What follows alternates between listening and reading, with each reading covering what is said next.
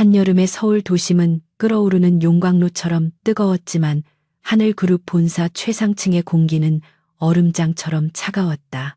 강도진은 통유리창 너머로 까마득하게 내려다 보이는 도심의 풍경을 무감각한 눈으로 응시하고 있었다. 그의 등 뒤에는 방금 전까지 횡령 혐의를 부인하던 계열사 사장이 바닥에 주저앉아 경호원들에게 끌려나가고 있었다. 도진은 비열한 변명과 가식적인 눈물을 무엇보다 혐오했다.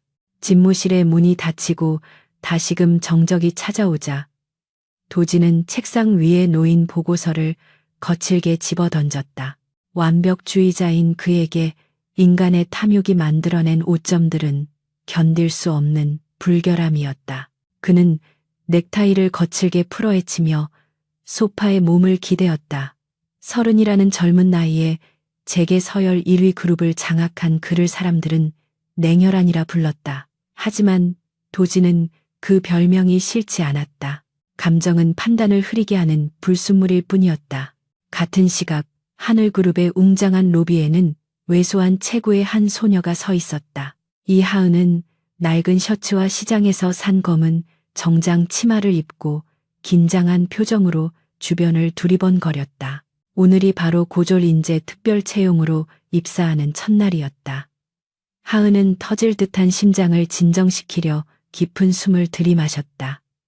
병상에 누워 계신 할머니의 수술비를 마련하기 위해 그녀에게는 이 기회가 동아줄과도 같았다. 하은은 안내 데스크에서 받아든 임시 출입증을 목에 걸며 주먹을 꽉 쥐었다. 명문대 출신들이 즐비한 이곳에서 고졸 출신인 자신이 버텨낼 수 있을지 두려움이 앞섰지만 물러설 곳은 없었다. 그녀는 손에 쥐어진 약도와 부서 배치표를 번갈아 보며 엘리베이터 홀로 발걸음을 옮겼다. 하지만 복잡한 건물 구조 탓에 그녀는 신입 사원들이 이용하는 일반 승강기가 아닌 임원 전용 구역으로 들어서고 말았다. 황금빛으로 빛나는 엘리베이터 문이 막 닫히려는 순간 하은은 다급한 마음에 앞뒤 재지 않고 몸을 날렸다. 닫히는 문틈 사이로 간신히 몸을 밀어넣은 그녀는 거친 숨을 몰아쉬며 가슴을 쓸어내렸다. 하지만 안도감도 잠시. 그녀는 엘리베이터 내부의 공기가 지나치게 무겁고 서늘하다는 사실을 깨달았다. 등 뒤에서 느껴지는 서늘한 시선에 하은은 천천히 고개를 돌렸다. 구석에는 키가 크고 압도적인 분위기를 풍기는 한 남자가 서 있었다. 도진은 자신의 전용 공간에 불쑥 침입한 이 불청객을 날카로운 눈빛으로 노려보고 있었다. 그는 헝클어진 머리카락과 저렴해 보이는 옷차림, 그리고 목에 걸린 인턴 명찰을 훑어보며 미간을 찌푸렸다. 도진은 이 상황이 우연을 가장하여 자신에게 접근하려는 뻔한 수작 중 하나라고 단정지었다. 죄송합니다. 급해서 그만 실례를 범했습니다. 하은이 허리를 90도로 굽히며 사과했지만 도진은 아무런 대꾸도 하지 않았다. 그는 차가운 눈길을 거두고 정면을 응시하며 그녀의 존재 자체를 무시했다. 하은은 민망함에 얼굴이 붉어졌지만 곧바로 구석으로 물러나 몸을 최대한 웅크렸다. 그녀는 주머니에서 꼬깃꼬깃한 메모지를 꺼내 입사 전날 밤새 외웠던 직장 예절 수칙들을 속으로 되뇌기 시작했다. 상사에게는 깍듯하게 인사한다. 지시는 정확하게 메모한다. 엘리베이터에서는 상석을 양보한다. 하은의 입술이 잘게 떨리며 소리 없는 주문을 외우고 있었다. 극도의 긴장감 속에서 그녀의 손에 들려있던 볼펜이 미끄러져 바닥으로 떨어졌다. 딱 하는 경쾌한 소리와 함께 볼펜은 야속하게도 도진의 반짝이는 구두 앞까지 굴러가 멈췄다. 정적을 깨는 소음에 도진의 눈썹이 꿈틀거렸다. 하은은 기겁하며 황급히 몸을 숙였다. 죄송합니다. 정말 죄송합니다. 그녀가 허둥지둥 볼펜을 집으려던 찰나 중심을 잃고 휘청거렸다. 그녀의 손끝이 도진의 바짓단에 살짝 스쳤다. 도진은 마치 오물이 묻은 것처럼 흠칫하며 한 걸음 뒤로 물러섰다. 그의 눈에서 불꽃이 튀었다. 감히 내 몸에 손을 대다니. 그가 입을 열어 독서를 퍼부으려던 순간이었다. 하은이 고개를 들고 그를 올려다 보았다. 투명하고 맑은 갈색 눈동자가 도진의 시선과 정면으로 부딪혔다. 그 눈에는 두려움이나 아부, 그리고 그가 그토록 혐오하는 탐욕이 전혀 없었다. 대신 그곳에는 순수한 미안함과 걱정만이 가득했다. 하은은 주머니를 뒤적거리더니 노란색 포장지에 레몬 사탕 하나를 꺼내 조심스럽게 그에게 내밀었다. 저기 표정이 너무 안 좋아 보이셔서요. 당이 떨어지신 것 같은데 이거 드시면 좀 나아지실 거예요. 하은의 엉뚱한 행동에 도진은 말문이 막혔다. 대한민국 재계를 움직이는 총재에게 싸구려 사탕을 건네며 위로하는 인턴이라니. 이는 상식 밖의 행동이었고 도진의 인생 데이터베이스에는 없는 변수였다. 그는 거친 손바닥 위에 놓인 사탕을 멍하니 바라보았다. 도진이 사탕을 받지 않자 하은은 머쓱한 듯 손을 거두었다. 제가 주제 넘었네요. 죄송합니다. 때마침 띵하는 소리와 함께 엘리베이터가 멈춰섰다. 문이 열리자 하은은 다시 한번 꾸벅 인사하고 도망치듯 밖으로 빠져나갔다. 홀로 남겨진 도진은 닫힌 문을 한동안 응시했다. 방금 전까지 느껴졌던 낯선 온기가 차가운 공간에 미세하게 남아있는 듯했다. 집무실로 돌아온 도진은 자리에 앉아서도 업무에 집중할 수가 없었다. 그 맑은 눈동자와 노란 사탕이 자꾸만 머릿속을 맴돌았다. 그것은 불쾌함이라기보다는 낯선 호기심에 가까웠다. 그는 인터폰을 눌러 비서실장을 호출했다. 박 실장, 오늘 인사팀에 배치된 신입 인턴 명단을 가져와 특히 이하은이라는 이름이 있는지 확인하고 상세한 신상 정보를 보고해. 잠시 후 비서실장이 가져온 태블릿 PC에는 하은의 이력서가 띄워져 있었다. 부모님을 일찍 여의고 조모와 단둘이 생활함. 고등학교 성적은 전교 1등을 놓치지 않았으나 가정 형편으로 대학 진학 포기. 도진은 입가에 비릿한 미소를 띄었다. 완벽하군. 동정심을 유발하기에 더할 나위 없이 완벽한 설정이야. 그는 이 모든 것이 치밀하게 계산된 연출이라고 확신했다. 도진은 이 당돌한 인턴의 가면을 벗겨내기로 결심했다. 세상에 순수한 의도 따위는 없다는 것을 증명하고 싶었다. 그는 인사팀장에게 전화를 걸어 차가운 목소리로 지시했다. 신입 인턴 이하은에게 가장 힘들고 까다로운 업무를 배정해. 실수하는 즉시 내게 보고하고 해고 사유를 만들도록. 그것은 잔혹한 사냥의 시작을 알리는 신호탄이었다. 한편 지하 문서고에 배정받은 하은은 먼지 쌓인 서류 더미 속에서 기침을 하고 있었다. 산더미처럼 쌓인 자료들을 전산화하는 단순 노동이었지만 그녀는 불평 한마디 하지 않았다. 오히려 에어컨이 나오는 사무실에서 일할 수 있다는 사실만으로도 감사해했다. 그녀는 소매를 걷어붙이고 씩씩하게 상자를 나르기 시작했다. 자신의 운명이 폭풍 속으로 휘말려 들어가고 있다는 사실은 꿈에도 모른 채 하은은 먼지를 뒤집어 쓴 채 낡은 서류들을 하나하나 스캔하며 분류했다. 그녀의 장점인 비상한 기억력과 꼼꼼함이 빛을 발하기 시작했다. 뒤죽박죽 섞여 있던 연도별 자료들이 그녀의 손을 거치자 질서정연하게 자리를 잡았다. 점심시간이 훌쩍 지났지만 그녀는 배고픔도 잊은 채 일에 몰두했다. 이 일을 잘 해내면 정규직 전환의 기회가 주어질지도 모른다는 희망 때문이었다. 오후가 되자 인사팀장이 들이닥쳐 하은에게 말도 안 되는 양의 추가 업무를 던져주었다. 오늘 퇴근 전까지 지난 10년간의 회계 전표를 모두 정리해서 엑셀 파일로 보고해. 못하면 내일 나올 필요 없다. 명백한 괴롭힘이었지만 하은은 군말 없이 고개를 끄덕였다. 알겠습니다, 팀장님. 반드시 시간 내에 끝내겠습니다. 그녀의 눈빛은 흔들리지 않았다. 도진은 집무실 모니터를 통해 CCTV 화면을 지켜보고 있었다. 밥도 먹지 않고 기계처럼 일하는 하은의 모습을 보며 그는 묘한 감정을 느꼈다.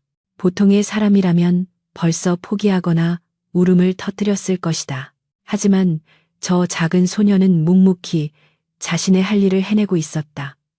도진은 화면 속의 하은에게서 눈을 떼지 못했다. 그의 가슴 한구석에서 얼음벽에 금이 가는 소리가 들리는 듯했다. 퇴근 시간이 지나고 사무실의 불이 하나둘 꺼졌지만 하은의 자리는 여전히 환하게 밝혀져 있었다. 그녀의 손가락은 키보드 위를 춤추듯 날아다녔고 모니터 빛에 반사된 그녀의 얼굴은 땀방울로 맺혀 있었다. 도진은 퇴근도 미룬 채 그 모습을 지켜보다가 자켓을 집어들었다. 직접 가서 확인해 봐야겠어.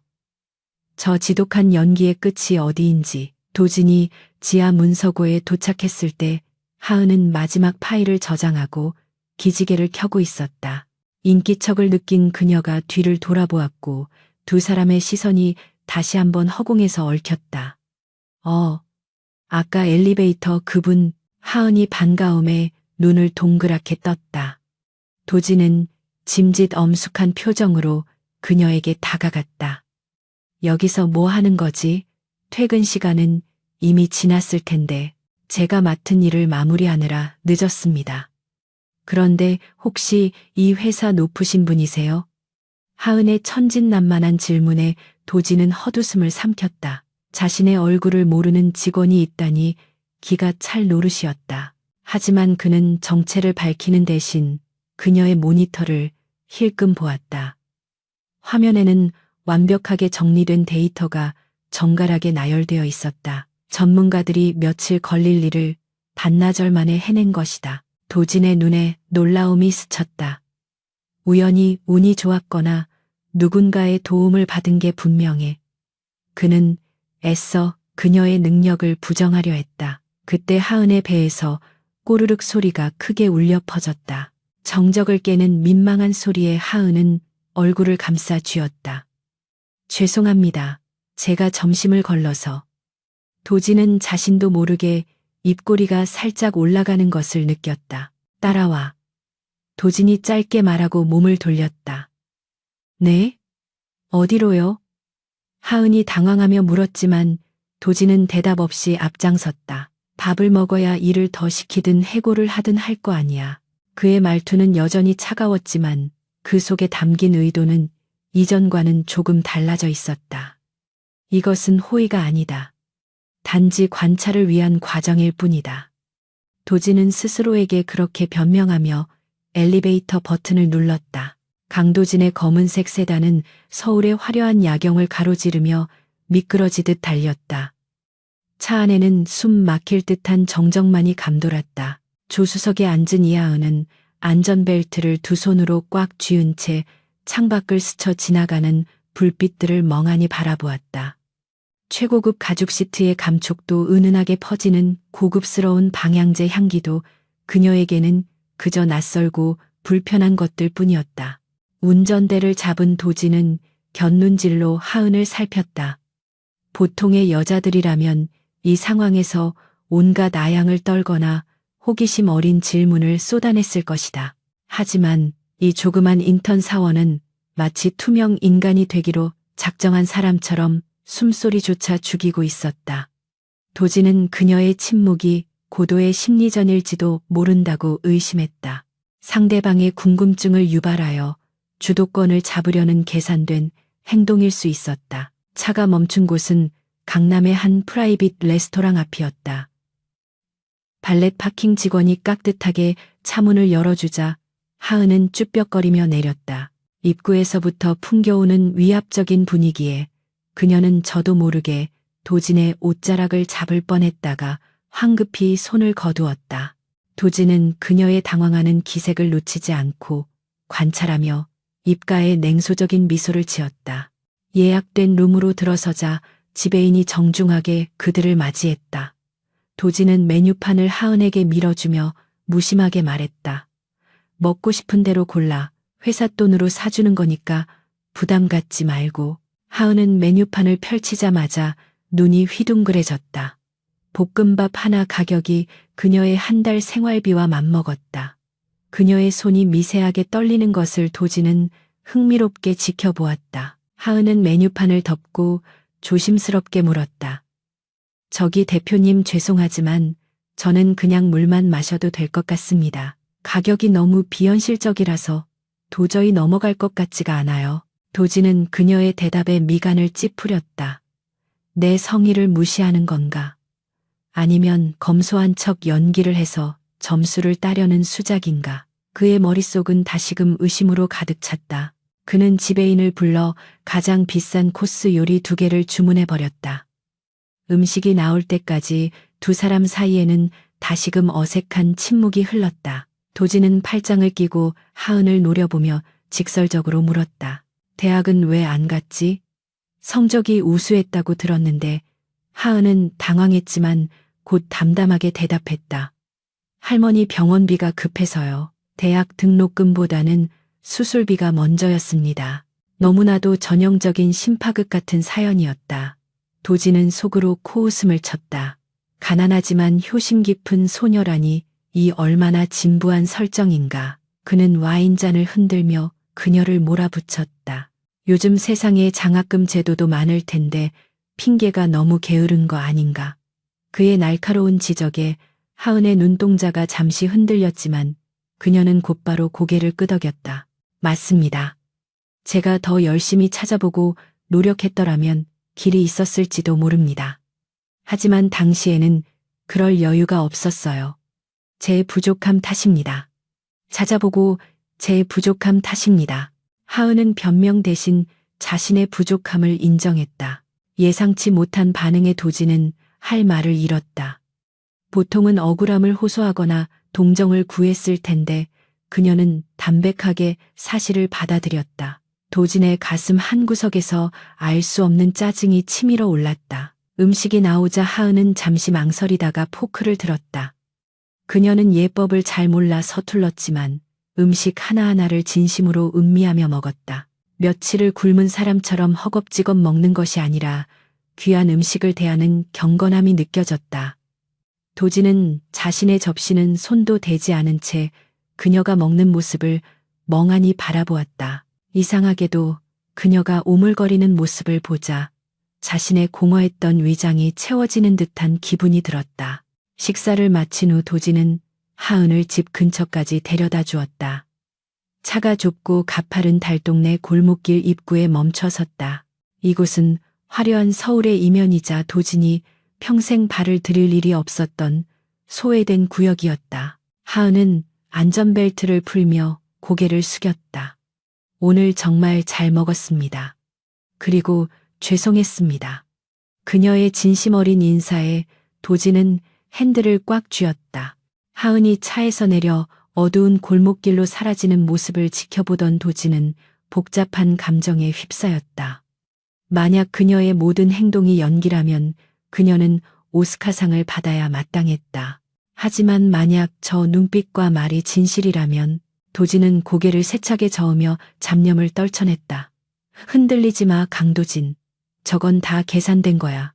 그는 엑셀러레이터를 밟아 그곳을 급하게 빠져나갔다. 다음 날 아침 출근한 하은을 기다리고 있는 것은 싸늘한 시선과 수군거림이었다. 어젯밤 대표님의 차를 타고 퇴근했다는 소문이 벌써 사내 메신저를 통해 퍼져나갔기 때문이었다. 여직원들은 삼삼오오 모여 하은을 흘끔거렸고 남자 직원들은 호기심 어린 눈빛으로 그녀를 훑어보았다. 하은은 쥐구멍에라도 숨고 싶은 심정이었지만 애써 태연한 척 자리에 앉았다. 그때 인사팀장이 굳은 표정으로 다가와 서류 뭉치를 하은의 책상 위에 던지듯 내려놓았다. 이 하은 씨 오늘 중으로 이 자료들 전부 영문으로 번역해서 정리해. 내일 임원 회의에 쓸 자료니까 토씨 하나 틀리면 안 돼. 그것은 전문 용어가 가득한 기술 보고서였고 전문 번역가도 며칠이 걸릴 분량이었다. 명백한 괴롭힘이자 퇴사를 종용하는 무언의 압박이었다. 하은은 입술을 깨물었지만 군말 없이 서류를 집어들었다. 알겠습니다. 해보겠습니다. 그녀의 당차고 씩씩한 대답에 인사팀장은 비웃음을 흘리며 돌아섰다. 주변의 직원들은 혀를 차며 그녀를 동정하거나 고소해했다. 하지만 하은은 곧바로 전자사전을 켜고 번역 작업에 착수했다. 그녀에게는 남들이 모르는 무기가 있었다. 바로 한 번 본 것은 사진처럼 기억하는 포토그래픽 메모리 능력. 점심시간이 되었지만 하은은 샌드위치 한 조각으로 끼니를 때우며 모니터에서 눈을 떼지 않았다. 그녀의 손가락은 보이지 않을 정도로 빠르게 움직였고 난해한 기술 용어들도 문맥에 맞게 매끄럽게 번역되어 나갔다.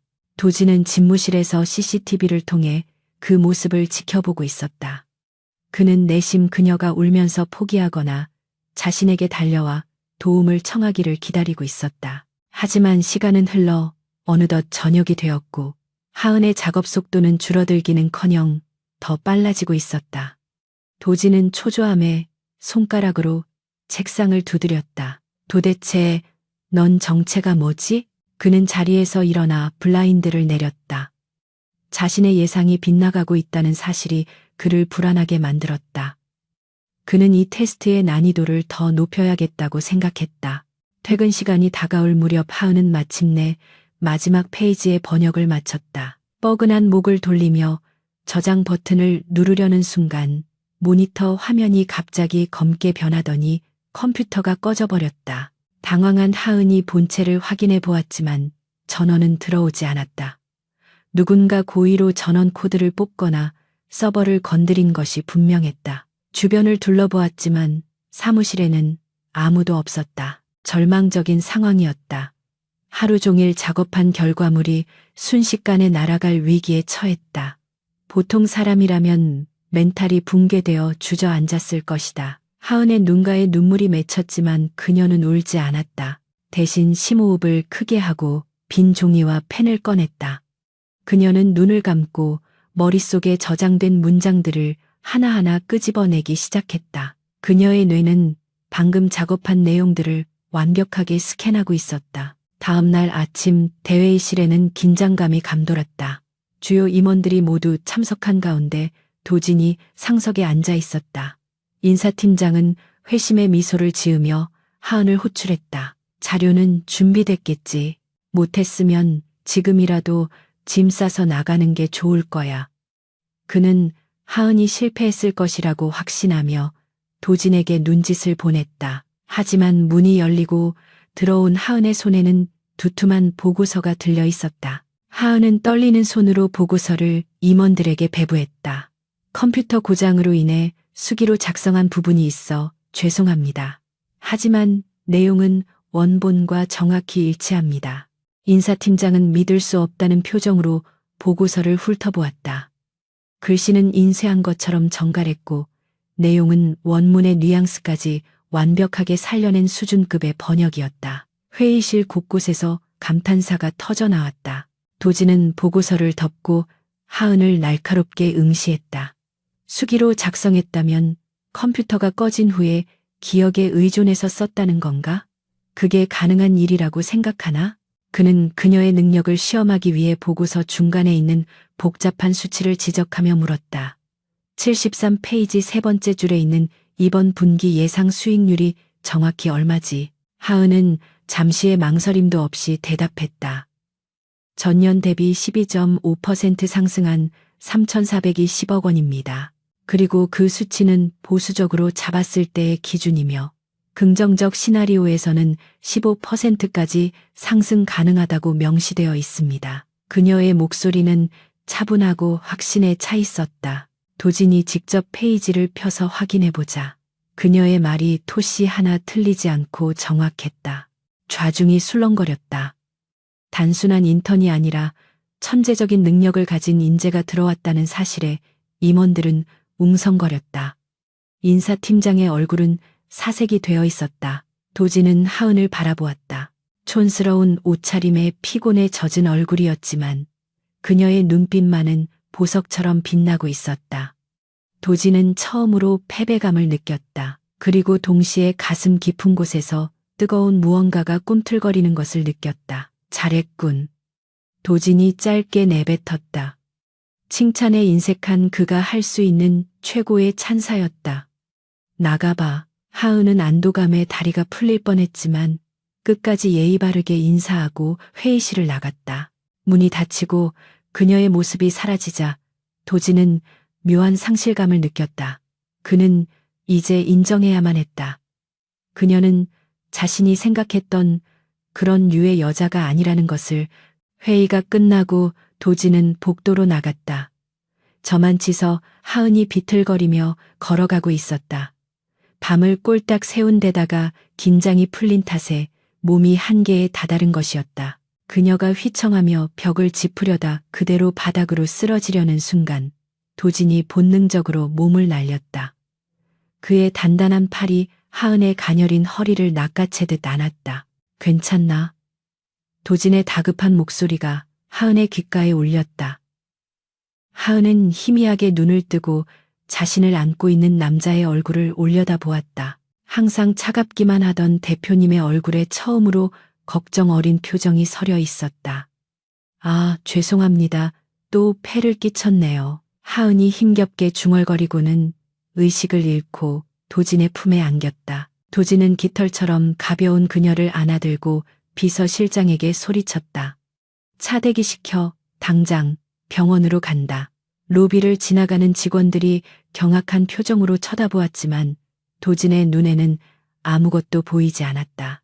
오직 품에 안긴 창백한 소녀의 얼굴만이 그의 시야를 가득 채우고 있었다. 그는 자신이 무너뜨리려 했던 이 작은 존재가 사실은 자신을 구원할 유일한 사람일지도 모른다는 예감이 들었다. 병실에 하은을 눕히고 링거가 연결되는 것을 지켜보며 도진은 침대 곁을 떠나지 못했다. 의사는 단순한 과로와 영양실조라고 진단했다. 영양실조라니, 대한민국 최고의 대기업 인턴이 밥을 굶어서 쓰러졌다는 사실이 도진에게는 충격이었다. 그는 잠든 하은의 얼굴을 물끄러미 바라보다가 조심스럽게 그녀의 거친 손을 잡았다. 이때 하은의 낡은 휴대폰이 진동했다. 화면에는 할머니라는 글자가 떴다. 도진은 잠시 망설이다가 전화를 받았다. 여보세요. 수화기 너머로 힘없는 노인의 목소리가 들려왔다. 하은아, 오늘 병원비 내는 날인데 돈은 융통이 되었니? 간호사 선생님이 독촉을 하셔서 도진의 심장이 쿵하고 내려앉았다. 그녀가 왜 점심을 굶었는지, 왜 그토록 돈에 집착했는지 모든 퍼즐이 맞춰지는 순간이었다. 그는 낮고 부드러운 목소리로 대답했다. 걱정하지 마세요, 할머님. 하은 씨가 회사에서 특별 보너스를 받게 되어서 병원비는 이미 해결되었습니다. 지금은 중요한 업무 중이라 나중에 다시 전화드릴 겁니다. 도진은 전화를 끊고 비서실장에게 문자를 보냈다. 지금 즉시 이하은 인턴의 할머니 병원비 전액 납부하고 최고급 1인실로 옮겨. 그리고 이 사실은 절대 비밀로 해. 도진은 다시 하은을 바라보았다. 이제 그는 그녀를 오해했던 자신의 오만함을 뼈저리게 후회하고 있었다. 그리고 맹세했다. 다시는 이 여자가 돈 때문에 밥을 굶거나 눈물 흘리는 일은 없게 하겠다고. 그것은 사랑이라는 감정의 시작이자 냉혈한 강도진의 완벽한 패배 선언이었다. 퇴원 수속을 마친 이하은이 회사로 복귀했을 때 사무실의 공기는 미묘하게 달라져 있었다. 이전의 노골적인 무시와 경멸은 사라졌지만 그 자리를 채운 것은 시기 어린 질투와 경계심이었다. 직원들은 삼삼오오 모여 수군거리며 하은을 힐끔거렸지만 누구도 감히 그녀에게 말을 걸지는 못했다. 강도진 대표가 직접 그녀를 안고 병원으로 달려갔다는 소문은 이미 사내 인트라넷을 타고 전설처럼 번져나가고 있었다. 하지만 인사팀장의 분노는 아직 가라앉지 않았다. 그는 자신의 계획이 실패로 돌아간 것에 대한 굴욕감을 하은에게 갚아주기 위해 호시탐탐 기회를 엿보고 있었다. 마침내 그에게 절호의 기회가 찾아왔다. 하늘그룹의 창립 기념일 파티가 며칠 앞으로 다가온 것이다. 정재계의 거물들이 모두 참석하는 이 중요한 행사에 그는 하은을 지원 인력으로 차출하기로 결정했다. 명목상으로는 부족한 일손을 돕는 것이었지만 실상은 고위 인사들의 시중을 들게 하여 그녀에게 모욕감을 주려는 속셈이었다. 인사팀장은 하은을 불러 비릿한 미소를 지으며 통보했다. 이번 파티는 우리 그룹의 가장 중요한 행사다. 실수 하나라도 용납되지 않으니 네가 가서 현장 지원을 하도록 해. 서빙부터 청소까지 바친 일은 도맡아 해야 할 거야. 하은은 그 지시가 무엇을 의미하는지 잘 알고 있었지만 이번에도 담담하게 고개를 끄덕였다. 알겠습니다, 팀장님. 회사에 필요한 일이라면 무엇이든 하겠습니다. 그녀에게는 자존심보다 당장의 생계와 자신을 믿어준 도진에 대한 보훈이 더 중요했다. 그녀는 화려한 드레스 대신 검은색 유니폼을 받아들고 묵묵히 연회장으로 향했다. 파티 당일 호텔 그랜드 볼룸은 눈이 부실 정도로 화려하게 장식되어 있었다. 천장에는 거대한 샹들리에가 보석처럼 빛나고 있었고 테이블마다 놓인 최고급 꽃장식에서는 은은한 향기가 퍼져나왔다. 대한민국을 움직이는 권력자들과 유명 인사들이 샴페인 잔을 들고 우아하게 담소를 나누고 있었다. 그들 사이를 오가며 빈잔을 채우고 접시를 치우는 하은의 모습은 철저히 이질적이었다. 도진은 연회장 한가운데 서서 사람들의 인사를 받고 있었지만 그의 신경은 온통 다른 곳에 쏠려 있었다. 그는 무표정한 얼굴로 고개를 끄덕이면서도 시선은 끈질기게 하은의 동선을 쫓고 있었다. 그녀가 무거운 트레이를 들고 휘청거릴 때마다 그의 미간이 찌푸려졌고 누군가가 그녀에게 함부로 대할 때면 주먹이 불끈 쥐어졌다. 그는 자신이 왜 이러는지 이해할 수 없었다. 단지 유능한 인재를 보호하려는 차원이라고 스스로를 합리화해 보았지만 가슴 깊은 곳에서 끓어오르는 감정은 단순한 호의를 넘어서고 있었다. 도진은 귀찮게 달라붙는 파트너사의 여의사들을 정중히 물리치고 하은이 있는 쪽으로 천천히 발걸음을 옮겼다. 그녀가 무사한지 가까이서 확인하고 싶었다. 그때 사건이 발생했다. 건설업계에서 악명 높기로 소문난 한성건설의 최 사장이 하은을 불러 세웠다. 이미 술이 거나하게 취한 그는 붉게 상기된 얼굴로 하은을 위아래로 훑어보며 비열하게 웃었다. 어이 거기 아가씨. 여기 와서 술 좀 따라봐. 내가 오늘 기분이 아주 좋은데 말이야. 그의 목소리는 크고 불쾌하게 울려 퍼졌다. 하은은 정중하게 고개를 숙이며 다가갔다. 죄송합니다. 손님, 저는 서빙을 담당하는 직원입니다. 술은 테이블에 준비해 드리겠습니다. 그녀는 최대한 예의를 갖추어 거절의 의사를 표했지만 최 사장은 막무가내였다. 그는 하은의 손목을 거칠게 낚아채며 소리쳤다. 감히 누가 주는 술을 거절해? 너 내가 누군지 몰라? 하늘그룹 직원 교육이 이따위야. 주변의 시선이 일제히 그들에게 쏠렸다. 음악 소리가 멈추고 연회장은 순식간에 찬물을 끼얹은 듯 조용해졌다. 하은은 손목이 부서질 듯 아팠지만 비명을 지르지 않고 차분하게 최 사장의 눈을 응시했다. 손님 이러시면 곤란합니다. 놓아주십시오. 그녀의 눈빛은 두려움 대신 단호함으로 빛나고 있었다.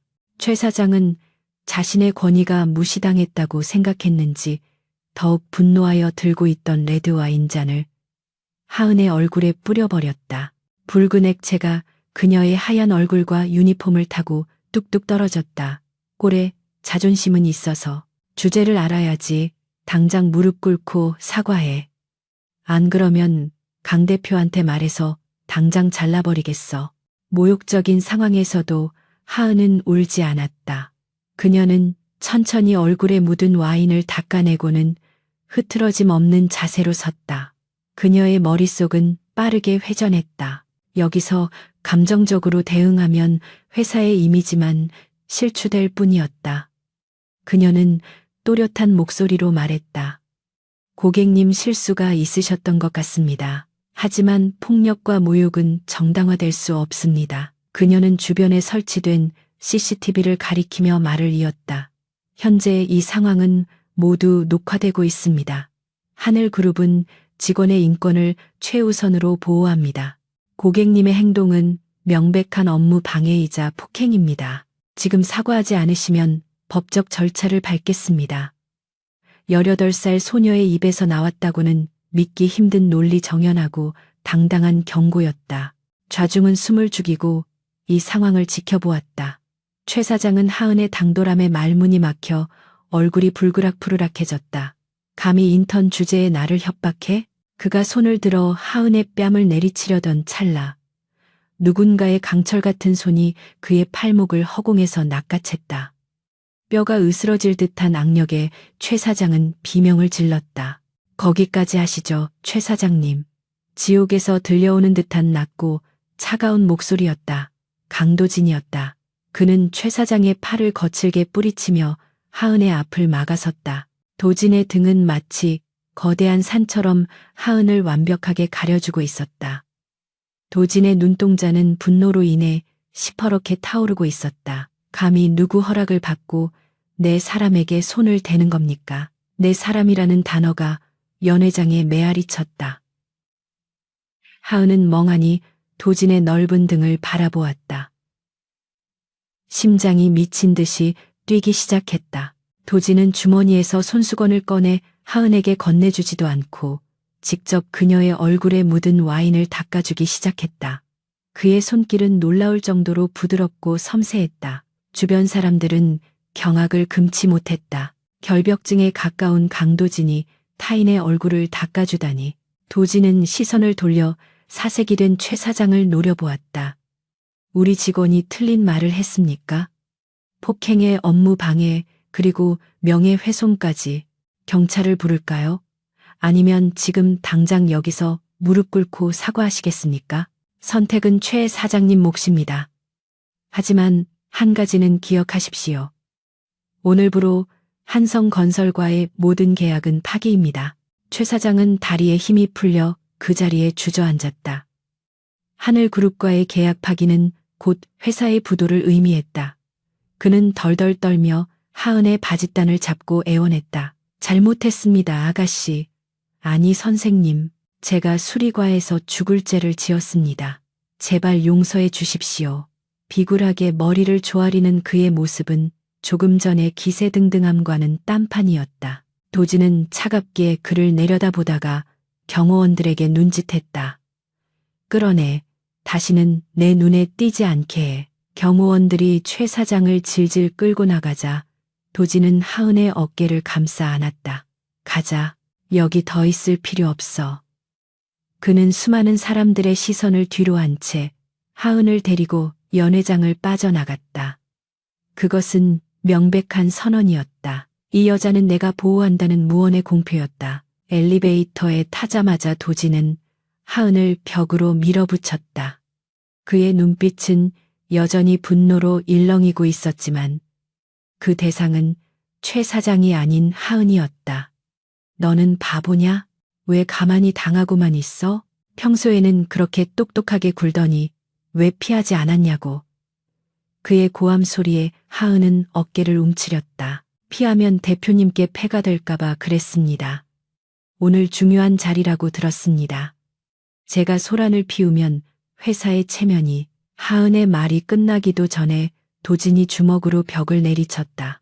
쿵 하는 소리와 함께 하은은 눈을 질끈 감았다. 하지만 예상했던 고통은 없었다. 도진은 거친 숨을 몰아쉬며 그녀를 내려다보고 있었다. 회사의 체면? 그딴 게 너보다 중요해? 도진의 목소리가 떨리고 있었다. 누가 너더러 희생하라고 했어? 누가 너더러 그렇게 착해 빠지라고 했냐고. 내가 화가 나는 건 저놈 때문이 아니라 너 자신을 소중히 여기지 않는 너 때문이야. 알겠어? 도진의 진심 어린 외침에 하은의 눈에서 참았던 눈물이 왈칵 쏟아졌다. 태어나서 처음이었다. 누군가가 자신의 안위를 그 무엇보다 우선순위에 두어준 것은. 하은은 흐르는 눈물을 닦을 생각도 못한 채 울먹이며 말했다. 죄송합니다. 정말 죄송합니다. 하지만 너무 무서웠어요. 도진은 한숨을 내쉬며 그녀를 조심스럽게 품에 안았다. 와인 냄새와 땀 냄새가 섞인 그녀의 몸에서 달콤한 향기가 나는 것 같았다. 미안하다. 지켜주지 못해서. 내가 더 빨리 왔어야 했는데. 도진은 그녀의 머리카락을 쓰다듬으며 속삭였다. 그의 심장 박동 소리가 하은의 귀에 생생하게 들려왔다. 두 사람 사이의 벽은 이제 완전히 허물어졌다. 상사와 부하 직원이라는 딱딱한 관계는 사라지고 남자와 여자로서의 텐션이 그 공간을 가득 채웠다. 도지는 그녀를 차에 태우고 자신의 펜트하우스로 향했다. 옷이 젖어서 갈아입어야 해. 다른 의도는 없으니 오해하지 마. 그는 퉁명스럽게 말했지만 귀가 붉어져 있었다. 하은은 얌전히 조수석에 앉아 그를 훔쳐보았다. 차가운 얼음 성벽 속에 감춰져 있던 뜨거운 불꽃을 본 것 같았다.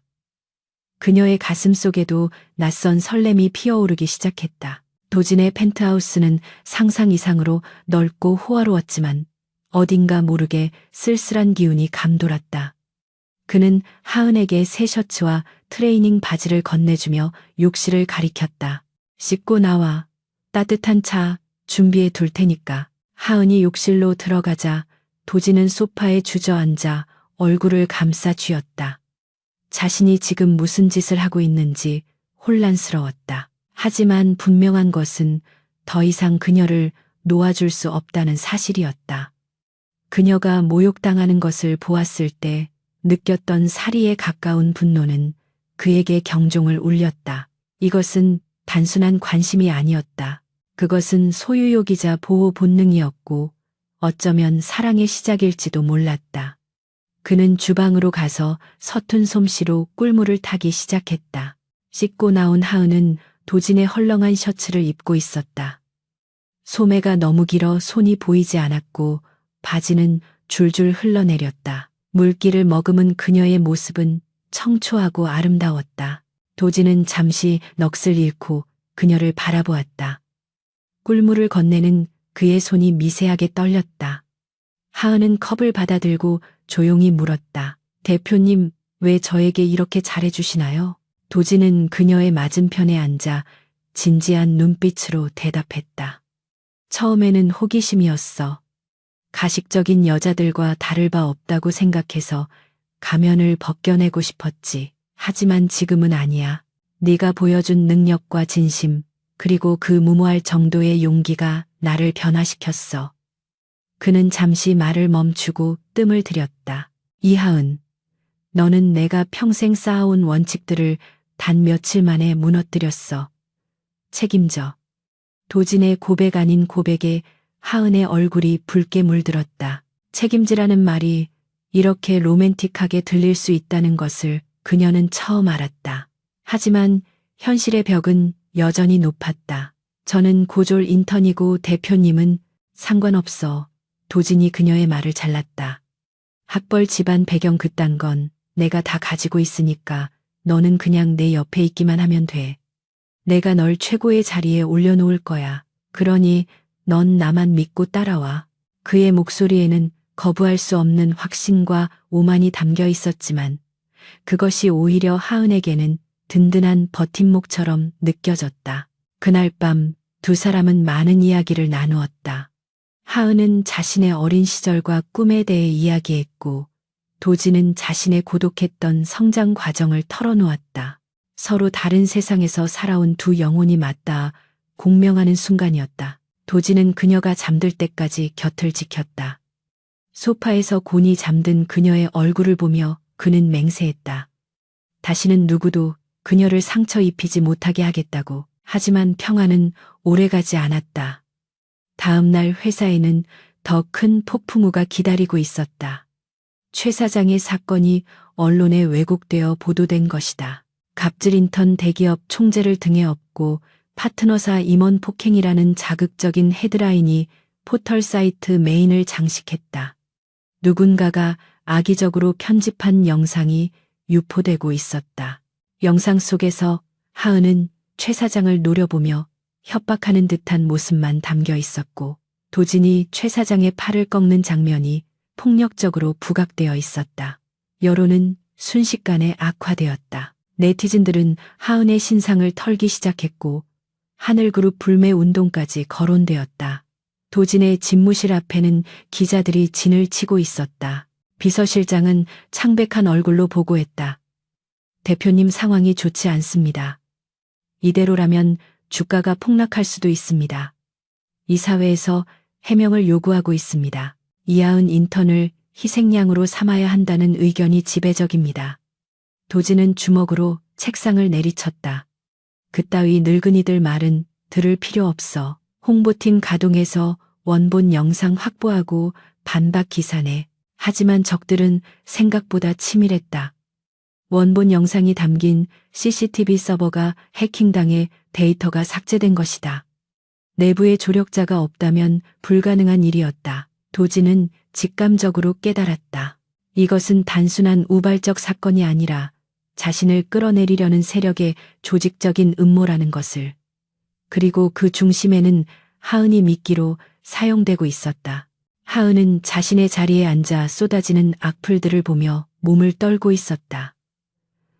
꽃뱀 주제 파악 못하는 년 등 입에 담기도 힘든 욕설들이 화면을 가득 채웠다. 그녀는 두려움에 질려 고개를 들 수 없었다.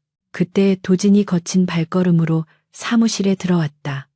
직원들이 모두 기립했지만 그는 하은에게 직진했다. 일어나. 도진이 짧게 말했다. 하은이 눈물 범벅이 된 얼굴로 그를 올려다 보았다. 대표님 저 때문에. 도진은 대답 대신 그녀의 손을 잡고 일으켜 세웠다. 사람들 앞에서 보란 듯이 그녀의 손을 깍지 껴 잡았다. 고개를 들어 죄 지은 사람처럼 그러지 마. 넌 잘못한 거 없으니까. 도진은 그녀를 데리고 기자들이 기다리는 로비로 향했다. 플래시 세례가 쏟아지고 질문들이 빗발쳤다. 강 대표님 인턴과의 관계가 사실입니까? 폭행 혐의 인정하십니까? 도진은 마이크 앞에 서서 하은의 손을 더 꽉 쥐었다. 그리고 카메라를 정면으로 응시하며 선언했다.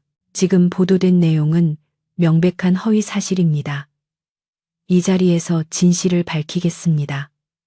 그리고 제 사람을 건드린 대가가 얼마나 혹독한지 똑똑히 보여드리겠습니다. 도진의 눈빛은 전쟁을 선포하는 장수의 그것과 같았다. 이제부터 진짜 싸움의 시작이었다. 사랑을 지키기 위한, 그리고 정의를 구현하기 위한 그의 반격이 시작되려 하고 있었다. 강도진의 폭탄 선언은 대한민국 전체를 뒤흔들었다. 로비에서의 기자회견 직후 인터넷 여론은 급격하게 반전되기 시작했다. 하늘그룹 총재가 자신의 모든 것을 걸고 일개 인턴을 변호했다는 사실은 그 자체로 거대한 로맨스 드라마와 같았다. 하지만 여론의 반전과는 별개로 그룹 내부는 살얼음판을 걷는 듯한 긴장감에 휩싸였다. 이사들은 도진의 독단적인 행동에 불만을 품었고 주주들은 주가 변동에 촉각을 곤두세웠다. 도진은 하은을 자신의 집무실 옆에 있는 접견실에 머물게 했다. 그곳은 외부와의 접촉이 철저히 차단된 안전지대였다.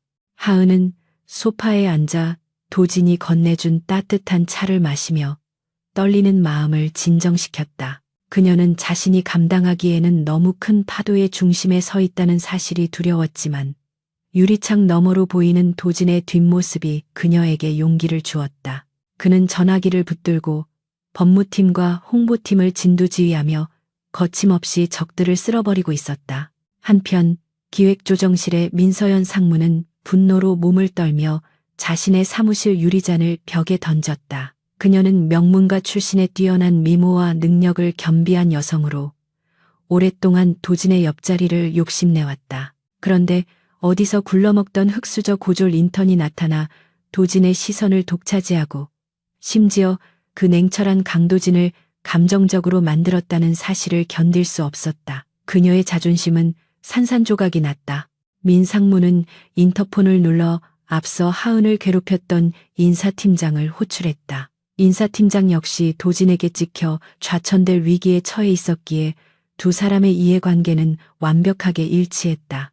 민 상무는 싸늘한 눈빛으로 그에게 USB 하나를 건넸다. 이것은 우리 그룹의 차세대 주력 사업인 스마트시티 프로젝트의 입찰 제안서 원본이야. 경쟁사인 태산그룹이 죽도록 갖고 싶어 하는 거지. 인사팀장은 침을 꿀꺽 삼켰다. 설마 이걸 유출하시려는 겁니까? 민상무는 비릿한 웃음을 흘렸다.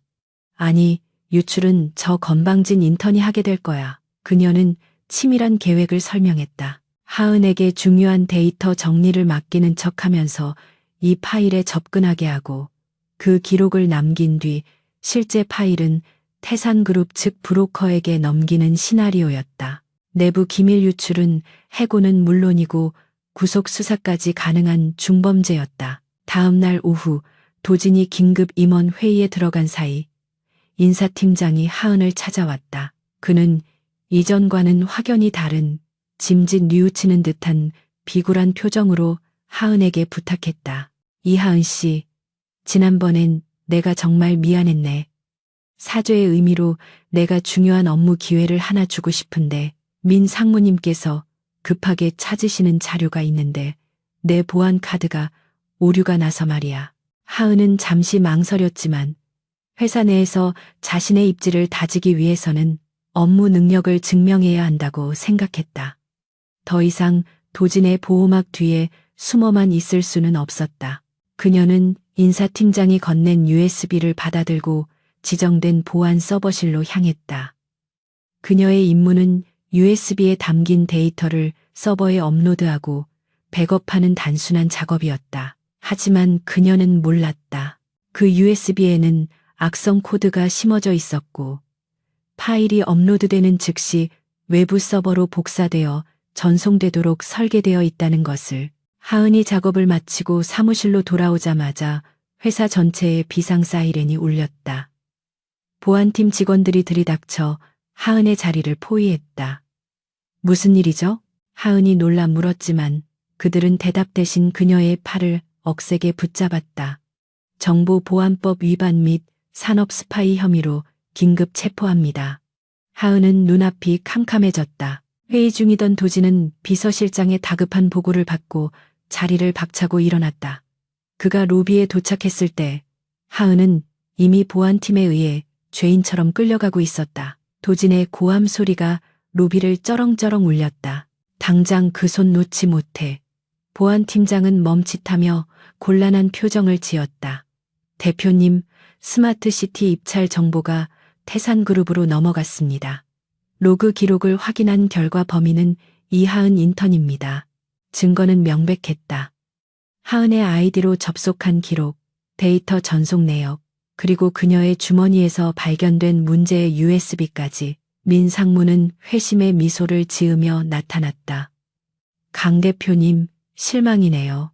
사람을 믿는 건 좋지만 이런 밑바닥 출신들은 돈 앞에서는 쉽게 배신하는 법입니다. 태산 쪽에서 거액을 제안받았겠죠. 도진은 민 상무의 말을 무시하고 하은에게 다가갔다. 하은은 공포에 질려 입술을 깨물고 있었지만 눈물은 흘리지 않고 있었다. 그녀는 도진의 눈을 똑바로 바라보며 말했다. 저 아니에요. 정말 맹세코 저는 시키는 대로 업로드만 했을 뿐이에요. 돈 같은 건 받은 적 없어요. 그녀의 목소리는 떨리고 있었지만 눈빛만은 진실했다. 도진은 하은의 눈 깊은 곳을 들여다보았다. 수많은 거짓과 배신 속에서 살아온 그였지만 지금 이 순간 그의 직감은 강하게 외치고 있었다. 이 여자는 결백하다고. 도진은 보안팀장을 향해 차갑게 명령했다. 이 사람 풀어줘.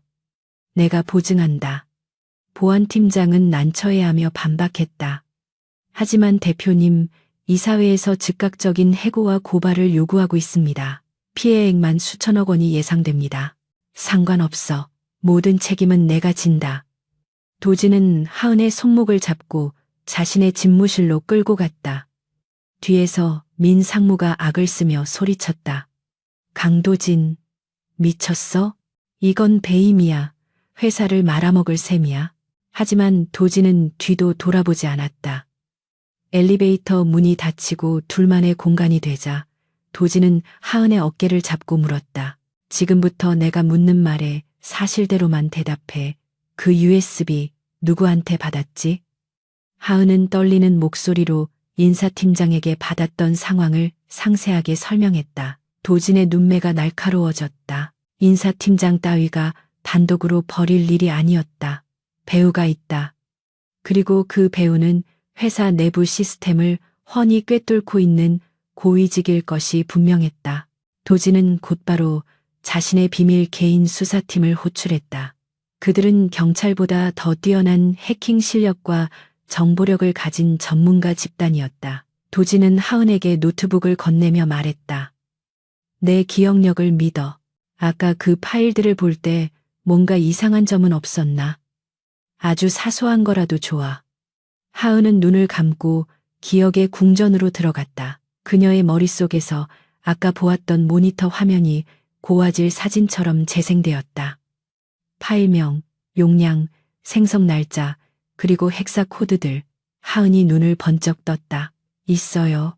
원본 파일과 백업 파일의 해시값이 달랐어요. 그리고 제가 업로드하기 3분 전에 이미 외부 접속 기록이 로그 하단에 아주 작게 깜빡였어요. 일반적인 보안 프로그램으로는 안 보이는 백도어였어요. 하은의 비상한 기억력은 결정적인 단서를 잡아냈다. 도진의 수사팀은 하은의 증언을 토대로 서버 로그를 정밀 분석하기 시작했다. 그리고 놀라운 사실이 드러났다. USB를 꽂기도 전에 이미 데이터는 전송되기 상태였고 하은의 접속은 단지 트리거 역할만 했을 뿐이었다. 진짜 범인은 원격으로 시스템을 조종하고 있었다. 그 시각 이사회실에서는 도진의 해임안까지 거론되고 있었다. 민상무는 주주들을 선동하며 도진이 여자의 눈이 멀어 회사를 위기에 빠뜨렸다고 주장했다. 그녀는 승리를 확신하며 샴페인을 터뜨릴 준비를 하고 있었다. 하지만 그녀는 간과했다. 강도진이 냉정한 총재라고 불리는 이유는 그가 단순히 차갑기 때문이 아니라 적을 밟아 죽일 때는 피도 눈물도 없기 때문이라는 것을. 몇 시간 뒤 도진은 수사팀이 확보한 결정적인 증거를 손에 쥐었다. 민상무의 차명 계좌로 태산그룹의 비자금이 입금된 내역. 그리고 인사팀장과 주고받은 암호화된 메시지 내용까지 모두 복구되었다. 하은의 천재적인 기억력이 없었다면 로그가 조작된 시점을 찾지 못해 영영 미궁에 빠질 뻔한 사건이었다. 도진은 하은을 바라보며 엷은 미소를 지었다. 잘했어. 네가 나를 구했군. 하은은 안도감에 다리에 힘이 풀려 주저앉았다. 대표님이 믿어주지 않으셨다면 저는.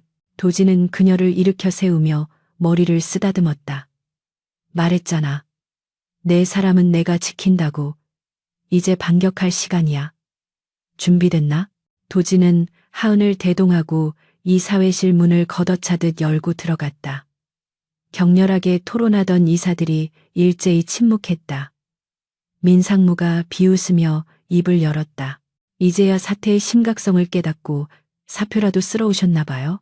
도진은 대답 대신 거대한 스크린에 수사팀이 보낸 자료들을 띄웠다. 화면에는 민상무가 태산그룹 브로커와 만나는 CCTV 영상과 자금 흐름도가 적나라하게 펼쳐졌다. 장내는 순식간에 아수라장이 되었다. 민상무의 얼굴이 백지장처럼 하얗게 질렸다. 이건 조작이야. 모함이라고. 그녀가 발악했지만 도진은 차갑게 그녀를 내려다보며 말했다. 산업 스파이, 배임, 횡령, 그리고 무고죄. 당신이 감옥에서 평생 썩어야 할 이유들이야. 경찰은 이미 로비에 와 있어. 도진의 손짓에 대기하고 있던 경찰들이 들어와 민상무와 인사팀장에게 수갑을 채웠다. 민상무는 끌려나가면서도 저주를 퍼부었지만 도진은 눈 하나 깜짝하지 않았다. 모든 상황이 정리되고 회의실에는 정막만이 감돌았다. 이사들은 도진의 눈치를 보며 식은땀을 흘렸다. 도진은 그들에게 경고했다. 한 번만 더 내 결정에 토를 달거나 내 사람을 건드리는 자가 있다면 그땐 해고로 끝나지 않을 겁니다. 그날부로 강도진의 독재에 가까운 카리스마는 더욱 공고해졌다. 그날 밤 도진과 하은은 다시 펜트하우스로 돌아왔다. 긴장이 풀린 하은은 소파에 멍하니 앉아 있었다. 도진이 다가와 그녀의 앞에 한쪽 무릎을 꿇고 앉았다. 이것은 왕이 기사에게 혹은 남자가 사랑하는 여자에게 취하는 가장 정중한 자세였다. 이하은, 오늘 많이 무서웠지. 미안하다. 내가 회사 내부 단속을 제대로 못해서 널 위험에 빠뜨렸어. 하은은 고개를 저으며 눈물을 글썽였다. 아니에요. 대표님이 아니었으면 저는 지금쯤 감옥에 있었을 거예요. 아무도 제 말을 믿어주지 않았는데 왜 저를 믿으셨어요? 증거도 다 저를 가리키고 있었잖아요. 도진은 그녀의 손을 잡고 자신의 볼에 가져다 댔다. 데이터는 조작할 수 있어도 눈빛은 조작할 수 없으니까. 그리고 내 심장이 널 믿으라고 시키더군. 난생 처음으로 이성의 통제를 벗어난 감정이었어. 도진은 그녀의 손바닥에 부드럽게 입을 맞췄다. 이 행동은 하은의 심장을 멈추게 할 만큼 강렬했다. 도진은 진지한 표정으로 말을 이었다. 이제 더 이상 인턴으로 두지 않겠어. 넌 오늘 너의 능력을 증명했고 내 신뢰를 얻었어. 내일부터는 내 직속 비서관으로 일해줘. 내 곁에서 24시간 떨어지지 마. 이건 명령이자 부탁이야. 그것은 사실상의 프러포즈나 다름없었다. 하은은 감동의 벅차말을 잊지 못하고 고개를 끄덕였다. 하지만 그들이 모르는 것이 있었다. 민 상무가 구속되기 직전 어딘가로 마지막 메시지를 보냈다는 사실을. 그것은 감옥에 있는 누군가 도진이 가장 두려워하고 증오하는 과거의 인물을 깨우는 신호였다. 평화는 잠시일 뿐 더 거대하고 어두운 그림자가 그들을 향해 다가오고 있었다. 폭풍이 지나간 후에 하늘 그룹은 겉보기에는 평온을 되찾은 듯했다. 민서연 상무와 인사팀장의 구속으로 사내의 썩은 부분들이 도련해졌고 강도진 대표의 위상은 그 어느 때보다 높아졌다. 하지만 그 중심에 있는 집무실의 풍경은 예전과는 확연히 달라져 있었다. 삭막하기 그지없던 도진의 공간에 따뜻한 온기가 감돌기 시작한 것이다. 이하은은 이제 인턴 명찰을 떼고 대표이사 직속 수행비서라는 새로운 직함이 적힌 사원증을 목에 걸고 있었다. 그녀의 책상은 도진의 집무실 바로 안쪽. 그가 고개만 돌리면 언제든지 볼 수 있는 곳에 배치되었다. 이는 파격적인 인사였지만 그녀가 보여준 압도적인 능력과 도진의 전폭적인 신뢰 덕분에 감히 이 일을 제기하는 사람은 없었다. 도진은 결제 서류를 검토하다가도 수시로 고개를 들어 하은이 일하는 모습을 훔쳐보곤 했다. 타닥타닥 울리는 그녀의 키보드 소리가 그에게는 어떤 클래식 음악보다 마음의 안정을 주었다. 하은은 산더미처럼 쌓인 일정과 보고서들을 무서운 속도로 처리해 나가고 있었다. 그녀의 비상한 기억력은 도진의 업무 효율을 극대화시키는 최고의 무기가 되었다. 점심시간이 되자 도진은 자리에서 일어나 자연스럽게 하은의 책상 앞으로 다가갔다. 하은, 오늘 점심은 뭐지? 예전 같으면 비서실장이 알아서 준비했을 메뉴를 굳이 그녀에게 물어보는 것이 그의 새로운 일과였다. 하은은 미소를 지으며 다이어리를 확인했다. 오늘은 대표님이 좋아하시는 일식 코스로 예약해 두었습니다. 하지만 저는 구내식당에서 같이 가. 도진이 단호하게 말을 잘랐다. 이제부터 식사도 업무의 연장이야. 내 옆에서 브리핑해. 하은은 곤란한 표정을 지었지만 도진의 눈빛이 너무나 완강하여 거절할 수 없었다. 사실 도진은 그녀가 다시는 끼니를 거르거나 부실하게 먹는 것을 두고 볼 수 없었다.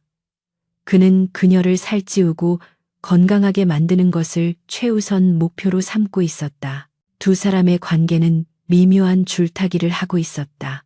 상사와 비서라는 공적인 관계 속에 남자와 여자로서의 감정이 아슬아슬하게 스며들어 있었다. 도진은 자신의 감정을 더 이상 숨기려 하지 않았지만 하은이 부담스러워할까봐 조심스럽게 거리를 조절하고 있었다. 하은 역시 도진의 세심한 배려에 가슴이 설레었지만 신분의 격차라는 현실적인 벽 앞에서 주저하고 있었다. 하지만 그들의 평화로운 시간은 오래가지 못했다. 오후가 되자 비서실장이 사색이 되어 집무실로 뛰어들어왔다. 대표님, 큰일 났습니다. 지금 공항에서 강태성 부사장이 입국했다는 속보가 떴습니다. 기자들을 대동하고 본사로 오고 있다고 합니다. 도진의 손에 들려있던 만년필이 뚝 하는 소리와 함께 부러졌다. 그의 눈동자가 순식간에 차갑게 얼어붙었다. 강태성. 그는 도진의 이복형이자 과거 회계 조작과 횡령 혐의로 해외로 추방되었던 인물이었다. 아버지인 선대 회장의 첩의 아들로 도진과는 어릴 적부터 후계자 자리를 놓고 피 튀기는 전쟁을 벌여온 숙적이었다. 그가 돌아왔다는 것은 민서연이 보낸 마지막 메시지가 그를 소환했다는 뜻이었다. 평화는 끝났고 진짜 전쟁이 시작된 것이다. 30분 후 집무실 문이 거칠게 열리고 건장한 체격의 남자가 들이닥쳤다. 짙은 선글라스를 끼고 거만하게 껌을 씹고 있는 강태성이었다. 그의 뒤로는 험상궂은 경호원들과 기자들이 플래시를 터뜨리며 따라 들어왔다. 오랜만이네, 내 사랑하는 동생. 회사를 아주 엉망으로 만들어 놨더구만. 태성이 빈정거리며 소파에 다리를 꼬고 앉았다. 도지는 자리에서 일어나지 않고 서류를 넘기며 차갑게 대꾸했다. 입국 금지가 풀렸나 보군. 아직 형량이 남았을 텐데 어떻게 기어들어온 거지? 태성은 선글라스를 벗어 던지며 비릿하게 웃었다. 세상에 돈으로 안 되는 게 어디 있겠어. 네가 여자 치마폭에 쌓여서 회사를 위기로 몰아넣었다는 소문을 듣고 이 형님이 수습하러 왔지. 태성의 시선이 도진의 뒤에 서 있는 하은에게 꽂혔다. 하은은 본능적으로 공포감을 느꼈다. 태성의 눈빛은 도진의 차가움과는 달랐다. 그것은 끈적거리고 탐욕스러우며 통제되지 않는 광기를 품은 짐승의 눈빛이었다. 태성이 하은을 향해 손을 뻗으려 하자 도진이 순식간에 책상 위에 크리스털 문진을 집어들어 태성의 바로 앞 테이블에 내리꽂았다. 쨍그랑하는 파열음과 함께 유리가 산산조각 났다. 기자들의 비명소리가 터져나왔다. 도진은 태성을 죽일 듯이 노려보며 낮게 으르렁거렸다. 손모가지 날아가기 싫으면 건드리지 마. 내 집무실에서 당장 꺼져. 태성은 흠칫 놀랐지만 곧 흥미롭다는 듯 휘파람을 불었다. 와우, 우리 도진이 많이 변했네? 저 계집애가 네 약점이란 말이지? 아주 좋아. 태성은 기자들을 향해 폭탄 발언을 쏟아냈다. 저는 오늘부로 하늘그룹의 경영 정상화를 위해 임시 주주총회를 소집할 것입니다. 무능하고 감정적인 현 경영진을 몰아내고 제가 다시 그룹을 이끌겠습니다. 이미 우호지분 30%를 확보했습니다. 그것은 명백한 선전포고였다. 태성은 도진을 비웃으며 유유히 사라졌다.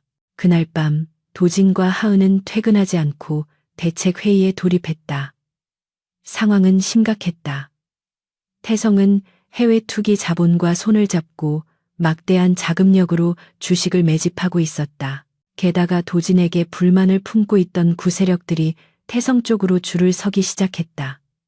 자칫하면 경영권을 빼앗길 수도 있는 절체절명의 위기였다. 도진은 머리를 감싸 쥐고 고뇌에 빠졌다. 태성의 약점을 찾아야 해. 그가 해외에서 지내는 동안 분명 구린 짓을 했을 거야. 하지만 시간이 부족해. 주주총회까지는 고작 일주일밖에 남지 않았어. 사무실에는 무거운 침묵만이 흘렀다. 하은은 도진의 곁에서 조용히 커피를 내리며 태성이 남기고 간 주주 명부와 재무제표를 뚫어지게 바라보고 있었다. 그때 하은의 눈이 반짝였다. 대표님, 여기 좀 보세요. 태성 부사장이 확보했다는 우호지분 명단에 있는 블랙스톤 펀드요. 제가 예전에 정리했던 문서고 자료 중에서 이 이름을 본 적이 있어요. 5년 전 페이퍼 컴퍼니 설립 의혹으로 금융당국의 조사를 받았던 유령 회사예요. 당시 조사 기록이 폐기되지 않고 지하 창고 구석에 남아 있었어요. 도진이 고개를 들었다. 확실해? 하은은 고개를 끄덕였다. 네, 확실해요.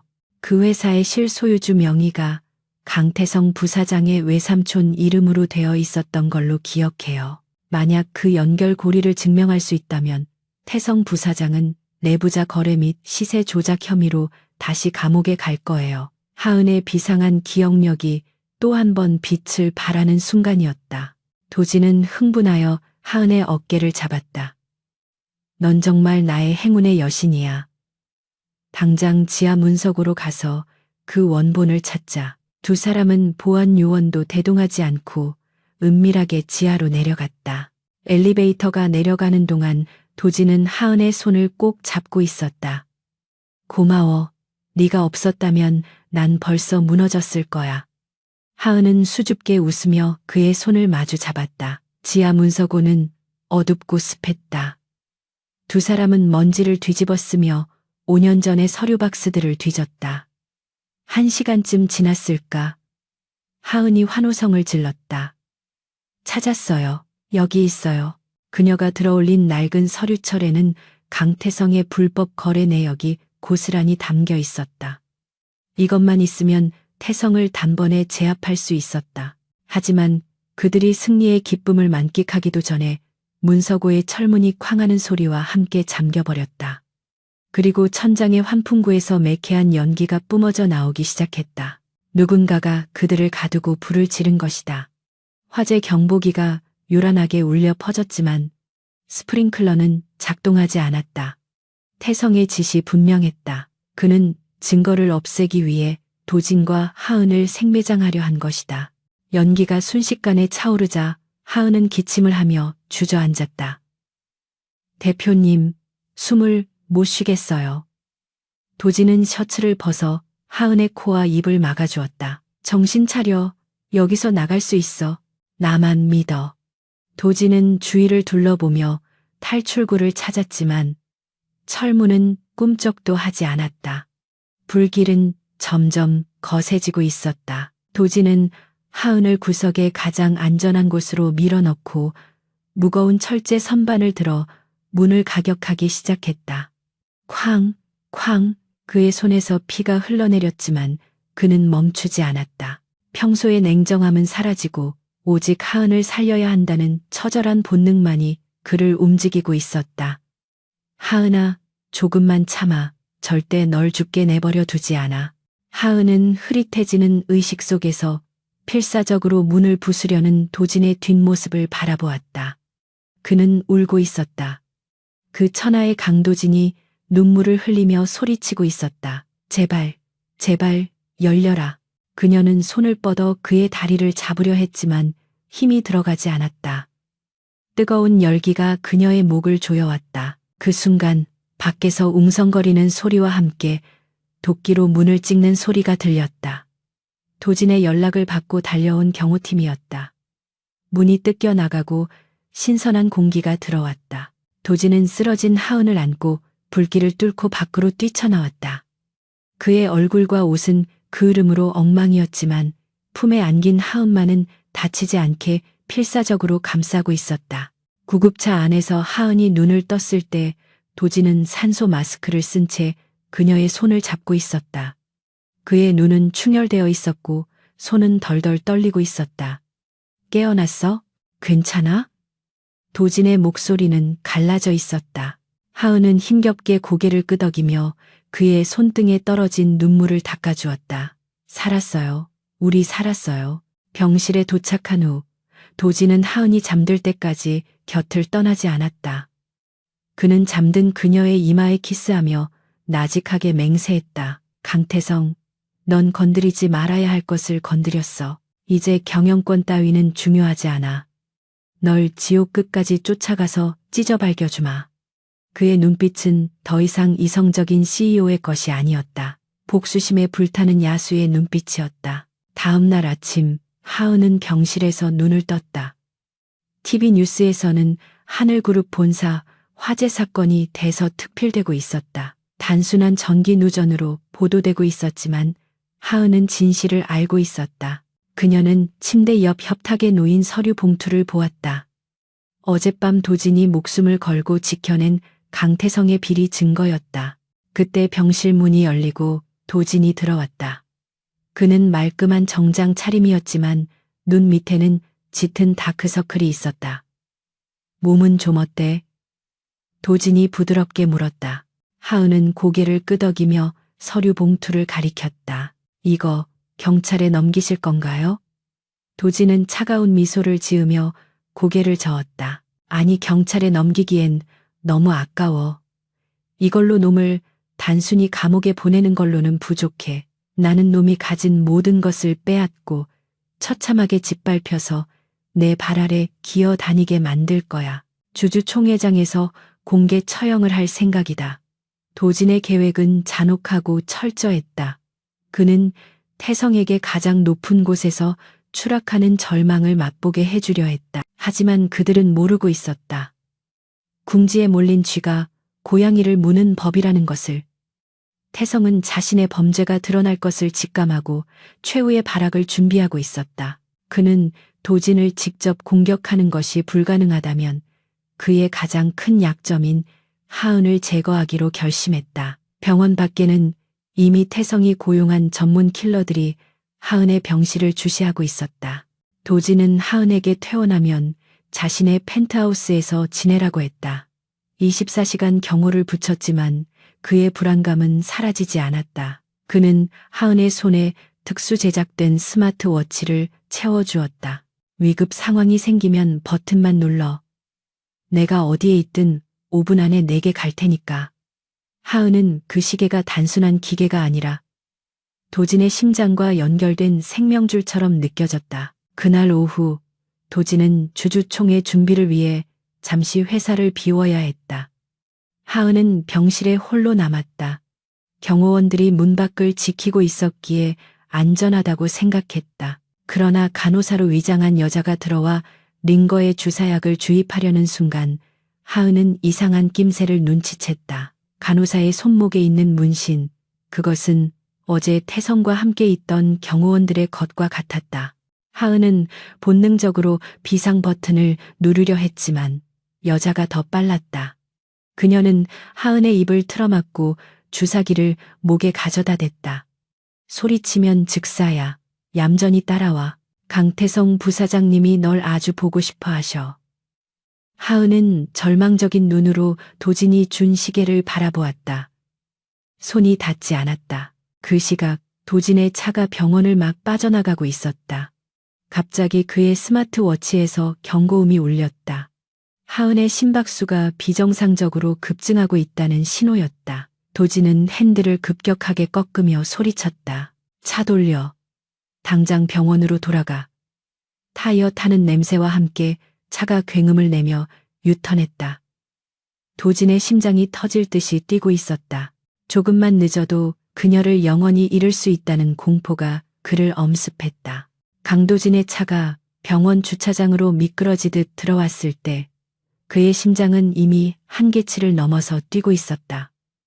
그는 차문을 열기도 전에 튀어나와 응급실 입구로 질주했다. 엘리베이터를 기다릴 여유조차 없었다. 그는 비상계단을 단숨에 뛰어 올라가며 스마트워치의 신호가 가리키는 곳을 필사적으로 추적했다. 신호는 병실이 아닌 지하 주차장으로 이동하고 있었다. 놈들이 그녀를 밖으로 빼돌리려는 것이 분명했다. 도진은 방향을 틀어 지하 3층 주차장으로 향했다. 거친 숨을 몰아쉬며 철문을 박차고 나가자 저만치서 검은색 밴 한 대가 시동을 걸고 있는 모습이 보였다. 그리고 간호사 복장을 한 여자가 의식을 잃은 하은을 뒷좌석으로 밀어넣고 있었다. 도진의 눈에서 이성의 끈이 끊어지는 소리가 났다. 그는 짐승 같은 포효를 내지르며 밴을 향해 전력으로 달렸다. 거기서 도진의 고함 소리에 놀란 납치범들이 그를 쳐다보았다. 운전석에 있던 남자가 급하게 엑셀러레이터를 밟았지만 도진이 더 빨랐다. 그는 달리는 차의 보닛 위로 몸을 날려 앞 유리를 팔꿈치로 가격했다. 쾅하는 굉음과 함께 유리에 금이 가며 차가 급정거했다. 충격으로 도진의 몸이 바닥으로 굴러떨어졌지만 그는 고통을 느낄 새도 없이 벌떡 일어났다. 차에서 건장한 사내 2명이 쇠파이프를 들고 내렸다. 강태성이 고용한 전문 용역 깡패들이었다. 그들은 비릿한 웃음을 흘리며 도진에게 다가왔다. 도련님, 여기서 이러시면 곤란합니다. 얌전히 돌아가시죠. 하지만 도진은 대답 대신 주먹을 날렸다. 그의 주먹은 정확하게 사내의 턱에 꽂혔다. 평소 격투기로 단련된 도진의 실력은 실전에서도 빛을 발했다. 한 놈이 쓰러지자 다른 한 놈이 쇠파이프를 휘둘렀다.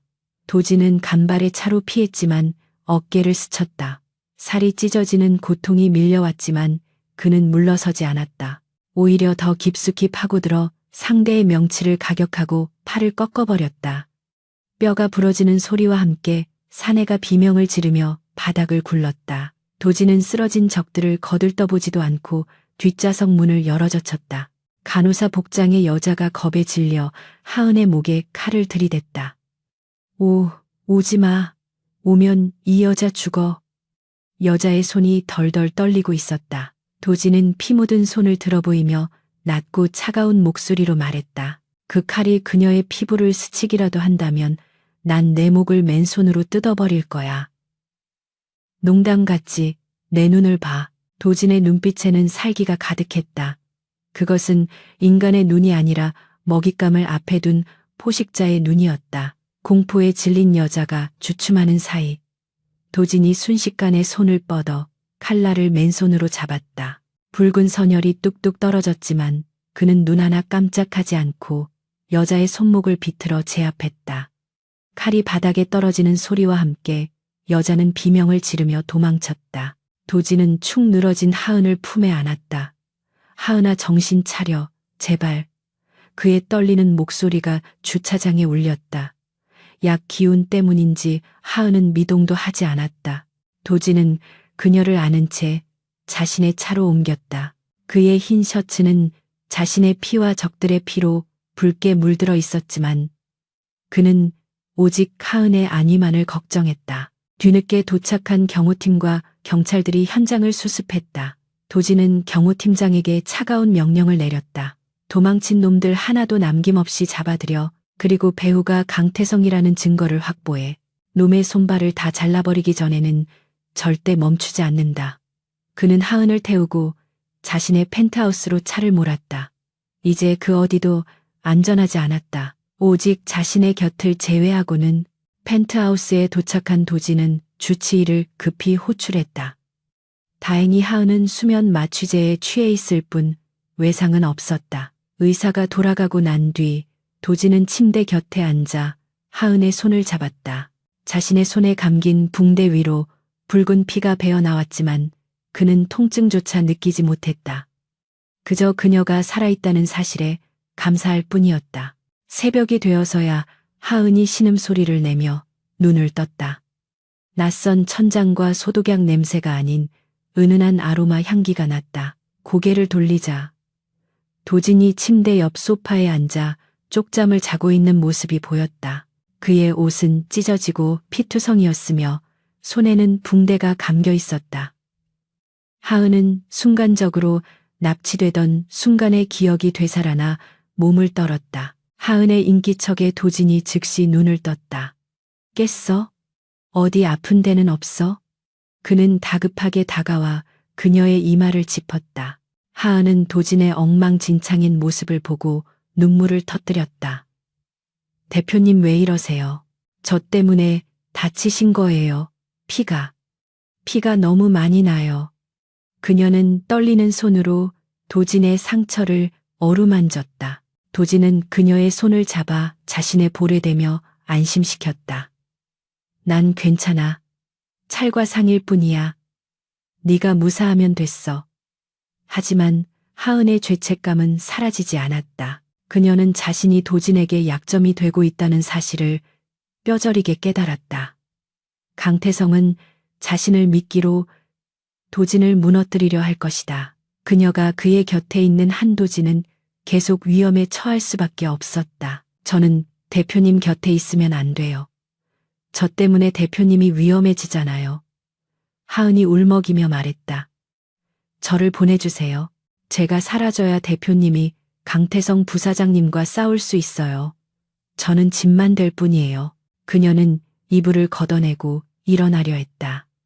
사랑하기 때문에 떠나야 한다는 진부한 대사가 그녀에게는 절박한 현실이었다. 도진이 그녀의 어깨를 잡아 침대에 다시 앉혔다. 그의 표정이 무섭게 굳어졌다. 어디를 간다는 거지? 네가 갈 곳이 어디 있어? 할머니가 계신 요양병원 아니면 다 쓰러져가는 달동네 집? 강태성이 그곳을 모를 것 같아? 넌 나가는 순간 다시 놈들의 표적이 될 거야. 그의 말은 냉정했지만 그 속에는 절박함이 담겨 있었다. 그래도 여기 있으면 대표님 약점이 되잖아요. 하은이 소리쳤다. 저 하나 때문에 그룹 전체가 흔들릴 수도 있어요. 저는 그냥 인턴일 뿐인데 왜 저 때문에 모든 걸 거시냐고요. 그녀의 외침에 도진은 잠시 침묵했다. 그는 깊은 한숨을 내쉬며 하은의 눈높이에 맞춰 무릎을 꿇었다. 약점? 그래, 넌 내 약점이야. 네가 다치면 내가 미쳐버리니까. 하지만 동시에 넌 나의 유일한 강점이기도 해. 도진은 진지한 눈빛으로 고백했다. 네가 없던 시절에 나는 그냥 일하는 기계였어. 차갑고 무자비하고 외로운 괴물이었지. 하지만 널 만나고 나서 나는 처음으로 살아있다는 걸 느꼈어. 널 지키기 위해서라면 난 괴물이 아니라 악마라도 될 수 있어. 하은은 멍하니 그를 바라보았다. 도진의 눈동자 속에는 흔들리지 않는 확신이 있었다. 도진은 그녀의 손에 입을 맞추며 말을 이었다. 도망가지 마. 내 곁에 있어. 그게 나를 돕는 유일한 길이야. 네가 내 눈앞에 있어야 내가 안심하고 놈들과 싸울 수 있어. 넌 짐이 아니라 내 갑옷이고 내 심장이야. 도진의 진심 어린 고백은 하은의 마음속에 쌓여있던 두려움의 벽을 무너뜨렸다. 그녀는 더 이상 자신의 감정을 부정할 수 없었다. 그녀는 도진의 목을 끌어안고 오열했다. 죄송해요. 그리고 고마워요. 사랑해요, 대표님. 하은의 입에서 처음으로 나온 사랑 고백의 도진은 그녀를 부서질 듯 꽉 안았다. 두 사람은 서로의 체온을 느끼며 한참을 그렇게 있었다. 폭풍우가 몰아치는 세상 속에서 오직 두 사람만이 존재하는 고요한 섬에 있는 것 같았다. 그날 밤 그들은 서로의 상처를 보듬으며 연인이 되었다. 더 이상 상사와 부하 직원이 아닌 생사를 함께하기로 맹세한 동반자로서의 결합이었다. 다음 날 아침 펜트하우스에는 비장한 기운이 감돌았다. 주주총회까지는 불과 몇 시간밖에 남지 않았다. 도진은 말끔한 수트를 차려입었고 하은 역시 도진이 준비해준 단정한 정장을 입었다. 그녀의 눈빛은 어제와 달리 단단해져 있었다. 더 이상 보호받기만 하는 연약한 소녀가 아니었다. 그녀는 도진의 파트너로서 전장에 나설 준비를 마쳤다. 도진은 하은에게 태블릿 PC를 건넸다. 어제 우리가 찾은 자료들 변호인단이 밤새 검토해서 완벽한 고발장을 만들었어. 하지만 강태성은 분명 빠져나갈 구멍을 만들어 놨을 거야. 놈은 교활하니까. 하은은 자료를 훑어보며 고개를 끄덕였다. 내 놈의 페이퍼 컴퍼니 자금 흐름에 이상한 점이 있어요. 하은은 화면의 특정 부분을 확대하며 설명했다. 여기 보시면 매달 말일에 거액의 자금이 홍콩의 한 법무법인 계좌로 송금되었어요. 이건 단순한 자금 세탁이 아니라 누군가에게 상납한 흔적이에요. 그리고 그 날짜들은 전부 하늘그룹의 주요 입찰 날짜와 일치해요. 즉 강태성은 내부 정보를 팔아넘긴 대가로 수수료를 챙긴 게 아니라 오히려 돈을 주고 정보를 조작했다는 뜻이에요. 도진의 눈이 커졌다. 그렇다면 놈의 배후에 더 큰 세력이 있다는 건가? 하은은 기억을 더듬었다. 예전에 정리했던 뉴스 기사 중에서 태산그룹 회장이 홍콩 법인에 자주 방문한다는 기사를 본 적이 있어요. 강태성은 태산그룹과 손을 잡고 하늘그룹을 통째로 넘기려 했던 거예요. 이건 단순 횡령이 아니라 매국 행위나 다름없는 기업 사냥이에요. 하은의 추리는 완벽했다. 도진은 주먹을 불끈 쥐었다. 형이라는 작자가 아버지가 평생을 바쳐 일군 회사를 적들에게 팔아넘기려 하다니. 용서할 수 없어. 그는 하은의 어깨를 잡았다. 이 사실을 주주총회장에서 터뜨리면 게임은 끝이야. 강태성은 매장될 거야. 네가 결정적인 키를 찾았어. 출발할 시간이 되었다. 도진과 하은은 수십 명의 경호원들에게 둘러싸여 펜트하우스를 나섰다. 주주총회가 열리는 본사 대강당 앞에는 수많은 취재진과 시위대가 뒤엉켜 아수라장이었다. 강태성은 이미 도착하여 주주들과 악수를 나누며 여유로운 미소를 짓고 있었다. 그는 승리를 확신하고 있었다. 도진의 차량 행렬이 도착하자 카메라 플래시가 빗발쳤다. 도진은 차에서 내려 하은의 손을 잡고 당당하게 걸어갔다. 사람들은 수군거렸다. 저 여자가 그 인턴이래. 진짜로 데리고 왔네. 뻔뻔하기도 하지. 하지만 도진과 하은은 정면만을 응시하며 걸음을 옮겼다. 그들의 등 뒤로 웅장한 기세가 뿜어져 나왔다. 회의장 입구에서 강태성이 그들을 막아섰다. 꼴 좋구나 내 동생. 병원에서 죽다 살아나더니 겁도 없이 여길 기어왔어. 네 옆에 그 계집의 명줄이 아주 긴가 봐. 태성은 하은을 보며 비열하게 속삭였다. 하은은 태성의 눈을 피하지 않고 똑바로 쳐다보며 말했다. 부사장님 사람을 잘못 보셨네요. 저는 겁쟁이가 아니라 증인으로 온 겁니다. 태성의 표정이 일그러졌다. 뭐라고? 도진이 태성의 앞을 가로막으며 차갑게 웃었다. 긴 말할 필요 없어. 안에서 보자고, 형. 마지막으로 회장 의자에 앉아보는 기분이 어떤지 실컷 즐겨둬. 곧 차가운 철창 바닥으로 가게 될 테니까. 도진은 태성을 어깨로 밀치고 회의장 안으로 들어갔다. 거대한 문이 열리고 수백 명의 주주들이 앉아있는 대강당이 모습을 드러냈다. 단상 위에는 임시 주주총회 대표이사 강도진 헤이만이라는 현수막이 걸려 있었다. 숨막히는 긴장감이 감도는 가운데 도진은 하은의 손을 놓고 단상 중앙으로 걸어나갔다. 이것은 단순한 회의가 아니었다. 왕좌를 지키기 위한 마지막 혈투의 시작이었다. 도진은 마이크 앞에 서서 좌중을 둘러보았다. 그의 눈빛은 그 어느 때보다 차분하고 냉철했다. 존경하는 주주 여러분, 오늘 저는 제 거취를 표명하기 위해 이 자리에 섰습니다. 하지만 그 전에 여러분이 반드시 알아야 할 진실이 하나 있습니다. 그의 목소리가 강당 전체에 묵직하게 울려 퍼졌다.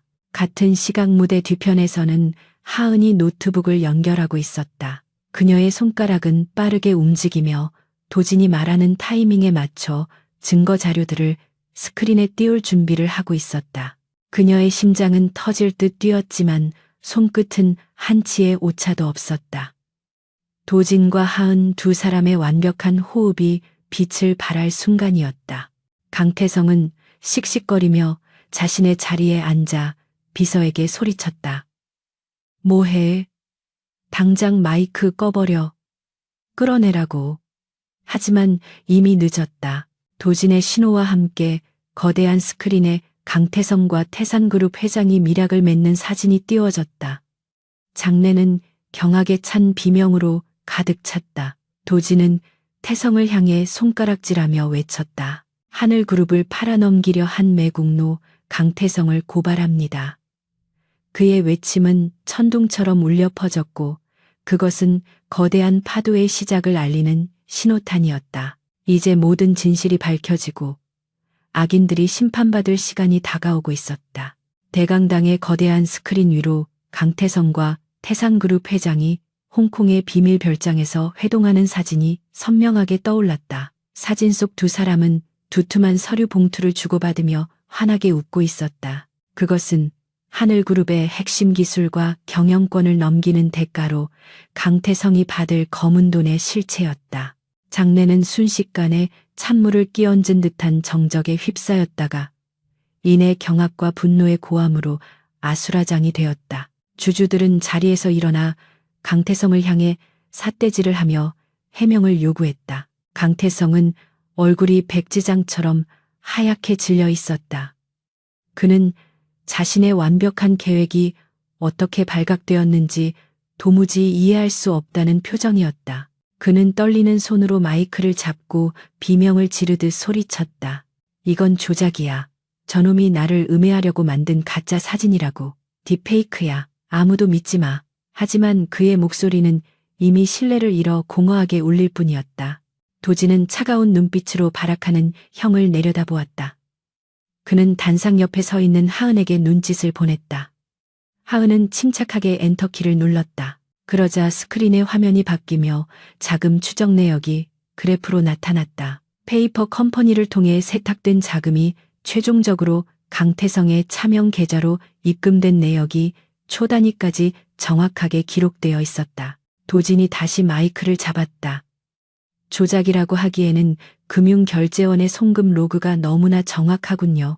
이 자료는 우리 그룹의 유능한 직원이 밤을 새워 찾아낸 결정적인 증거입니다. 도진의 시선이 하은을 향했다. 그녀는 수많은 사람들의 시선을 한 몸에 받으면서도 위축되지 않고 당당하게 서 있었다. 그녀의 손끝에서 시작된 진실이 거대한 악을 무너뜨리고 있었다. 궁지에 몰린 강태성은 이성을 잃었다. 그는 단상 위로 뛰어 올라가 도진의 멱살을 잡으려 했다. 죽여버릴 거야. 너랑 저 계집애 둘 다 죽여버릴 거라고. 그는 짐승처럼 울부짖으며 달려들었다. 하지만 도진은 미동도 하지 않았다. 태성의 손이 도진의 옷깃에 닿기도 전에 대기하고 있던 경찰 특공대원들이 들이닥쳐 그를 제압했다. 바닥에 처박힌 태성은 수갑이 채워지는 순간에도 저주를 퍼부었다. 두고 봐 강도진. 내가 이대로 끝날 것 같아? 내 뒤엔 태산그룹이 있어. 하지만 도진은 그에게 다가가 귓가에 낮게 속삭였다. 태산그룹 회장도 지금쯤 검찰 압수수색을 받고 있을 거야. 네가 믿던 동아줄은 이미 끊어졌어. 감옥에서 평생 썩으면서 네 죄를 뉘우쳐라. 경찰들에 의해 질질 끌려가는 태성의 뒷모습은 처량하기 그지없었다. 한때 하늘그룹의 후계자 자리를 넘보던 오만한 부사장의 최후치고는 너무나 비참했다. 장내의 주주들은 그 모습을 보며 혀를 찼다. 정의가 승리하는 순간이었다. 도진은 흐트러진 옷매무새를 정리하고 다시 주주들 앞에 섰다. 존경하는 주주 여러분, 불미스러운 일로 심려를 끼쳐드려 죄송합니다. 하지만 이제 모든 환부는 도려내어졌습니다. 저는 오늘부로 그룹의 투명성을 강화하고 오직 실력과 성과로만 평가받는 새로운 하늘그룹을 만들겠습니다. 그리고 그 시작은 학벌과 배경이 아닌 능력으로 이 회사를 구한 이 사람과 함께할 것입니다. 도진은 하은을 단상 중앙으로 이끌었다. 그녀는 당황하여 주춤거렸지만 도진은 그녀의 손을 놓지 않았다. 이 직원은 인턴 신분임에도 불구하고 목숨을 걸고 회사의 기밀을 지켰으며 이번 사태를 해결하는데 결정적인 역할을 했습니다. 저는 이 자리에서 이하은 씨를 정규직 전환과 동시에 전략기획실 최연소 팀장으로 발령함을 선포합니다. 우레와 같은 박수 소리가 쏟아졌다. 플래시 세례가 두 사람을 비췄다. 하은은 눈물이 그렁그렁한 눈으로 도진을 올려다 보았다. 꿈만 같았다. 고졸이라는 꼬리표와 가난 때문에 항상 위축되어 살았던 그녀가 대한민국 최고의 기업에서 영웅으로 인정받는 순간이었다. 도진은 그녀를 보며 따뜻하게 미소 지었다. 그것은 오직 그녀에게만 허락된 가장 다정한 미소였다. 모든 소란이 끝나고 두 사람은 텅 빈 대강당에 남았다. 긴장이 풀린 하은은 다리에 힘이 풀려 주저앉으려 했다. 도진이 재빨리 그녀를 부축해 의자에 앉혔다. 고생했어. 정말 잘했어. 도진은 손수건을 꺼내 그녀의 이마에 맺힌 땀을 닦아주었다. 하은은 그의 손길을 느끼며 비로소 안도의 한숨을 내쉬었다. 끝난 건가요? 정말 다 끝난 건가요? 하은이 떨리는 목소리로 물었다. 도진은 고개를 끄덕이며 그녀의 손을 잡았다. 응, 끝났어. 이제 널 위협하는 사람은 아무도 없어. 강태성도 태산그룹도 다 사라졌어. 이제 우리 앞에는 행복한 일만 남았어. 그의 목소리에는 깊은 확신과 애정이 담겨 있었다. 몇 달 후 하늘그룹은 빠르게 안정을 되찾았다. 도진의 과감한 개혁과 하은의 뛰어난 기획력 덕분에 회사는 창사 이래 최고의 실적을 기록하고 있었다. 하은은 이제 어엿한 팀장으로서 부서원들을 이끌고 있었다. 그녀는 특유의 성실함과 천재적인 기억력으로 업무를 완벽하게 처리하며 사내의 신망을 얻었다. 누구도 그녀의 학벌을 문제 삼지 않았다. 어느 맑은 가을날 도진은 하은을 데리고 남산 타워가 보이는 전망대 레스토랑으로 향했다. 그곳은 두 사람이 처음 만났던 날 도진이 혼자 고독을 씹던 장소였지만 이제는 사랑하는 사람과 함께였다. 서울의 야경이 보석처럼 빛나고 있었다. 도진은 긴장한 듯 물잔을 만지작거렸다. 하은아. 도진이 진지한 목소리로 불렀다. 하은은 스테이크를 썰다 말고 그를 쳐다보았다. 네 대표님, 도진은 미간을 찌푸리며 정정했다. 회사 밖에서는 오빠라고 부르라니까. 아직도 입에 안 붙어? 하은은 풋하고 웃음을 터뜨렸다. 냉철한 강도진 총재가 호칭 하나에 집착하는 모습이 귀여웠기 때문이었다. 알겠어요, 오빠. 왜 그러세요? 도진은 품 안에서 벨벳 케이스를 꺼내 테이블 위에 올려놓았다. 그리고 그 옆에 두툼한 서류 봉투 하나를 더 꺼냈다. 하은의 눈이 휘둥그레졌다. 이게 뭐예요? 또 무슨 계약서인가요? 그녀는 도진이 일 중독자라는 사실을 알기에 또 다른 업무 관련 서류라고 생각했다. 도진은 고개를 저으며 서류 봉투를 열어보였다. 그 안에는 대학 입학 허가서와 장학 증서가 들어있었다. 너 공부하고 싶어 했잖아. 회사 일 때문에 네 꿈을 포기하게 하고 싶지 않아. 대학 가서 네가 배우고 싶었던 경영학 마음껏 공부해. 학비랑 생활비는 내가 전액 지원할 거야. 물론 넌 이미 실무 천재지만 이론적인 토대까지 갖추면 넌 무적이 될 거야. 하은은 입을 틀어막았다. 그것은 그녀가 가슴 깊은 곳에 묻어두었던 간절한 소망이었다. 가난 때문에 포기했던 캠퍼스의 꿈. 도진은 그녀의 마음을 정확히 꿰뚫고 있었다. 눈물이 왈칵 쏟아졌다. 오빠, 정말 고마워요. 어떻게 이런 것까지. 그녀는 말을 잇지 못하고 오열했다. 도진은 자리에서 일어나 그녀에게 다가갔다. 그리고 벨벳 케이스를 열었다.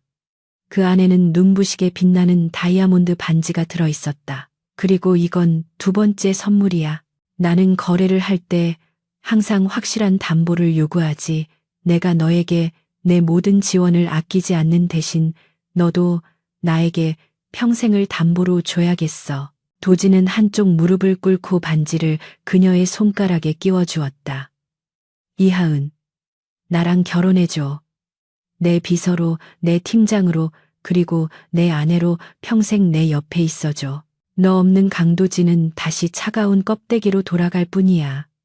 네가 내 심장이고 내 영혼이야. 그의 프로포즈는 화려한 미사여구는 없었지만 그 어떤 시보다 진실하고 묵직했다. 하은은 눈물 범벅이 된 얼굴로 고개를 끄덕였다. 네, 좋아요. 평생 오빠 옆에서 귀찮게 굴 거예요. 죽을 때까지 안 떨어질 거예요. 도진은 환하게 웃으며 그녀를 안아 올렸다. 레스토랑 안에 있던 손님들이 박수를 보냈다. 두 사람은 세상에서 가장 행복한 키스를 나누었다. 차가웠던 총재의 심장은 이제 영원히 뜨겁게 타오를 것이었다. 시간은 흘러 4년이라는 세월이 지났다. 하늘그룹 본사 대회의실에서는 신입 사원 면접이 진행되고 있었다. 면접관석 중앙에는 더욱 성숙하고 아름다워진 하은이 앉아 있었다. 그녀는 대학을 수석으로 졸업하고 기획본부장으로 승진해 있었다. 그녀의 날카로운 질문과 따뜻한 조언은 지원자들에게 깊은 인상을 남겼다. 면접이 끝나고 하은이 복도로 나오자 저만치서 도진이 꼬마아이의 손을 잡고 걸어오고 있었다. 아빠, 엄마 나온다. 3살 배기 아들 준우가 아장아장 뛰어와 하은의 품에 안겼다. 도진은 흐뭇한 미소를 지으며 다가와 하은의 뺨에 입을 맞추었다. 수고했어, 여보. 오늘 면접은 어땠어? 하은은 준우를 안고 도진을 바라보며 미소 지었다. 아주 훌륭한 친구들이 많았어요. 옛날에 저처럼 열정 가득한 눈빛을 가진 지원자도 있었고요. 도진은 하은의 머리를 쓰다듬으며 말했다. 당신만 한 인재는 없을걸. 내 인생 최고의 스카우트는 바로 당신이었으니까 그는 여전히 팔불출 남편이었다. 그때 준우가 주머니에서 꼬깃꼬깃한 무언가를 꺼내 하은에게 내밀었다. 엄마 이거, 그것은 노란색 레몬 사탕이었다. 하은은 깜짝 놀라며 물었다. 준우야, 이거 어디서 났어? 준우가 배시시 웃으며 대답했다. 아빠, 서재 서랍에 엄청 많이 있어. 아빠가 엄마 처음 만났을 때 받은 보물이라고 했어. 하은과 도진의 시선이 마주쳤다. 도진의 얼굴이 살짝 붉어졌다. 그걸 아직도 가지고 있었어요? 하은이 놀리듯 묻자 도진은 헛기침을 하며 고개를 돌렸다. 초심을 잃지 않으려고 둔 거야. 그 사탕 하나가 내 인생을 바꿨으니까. 그 낡은 엘리베이터 안에서 건네받은 작은 사탕 하나가 가져다 준 기적을 그는 결코 잊을 수 없었다. 세 사람은 손을 잡고 로비를 걸어 나갔다. 밖에는 첫눈이 내리고 있었다. 4년 전 두 사람이 처음 만났던 그 겨울처럼 하얀 눈송이가 세상을 덮고 있었다. 하지만 지금은 춥지 않았다.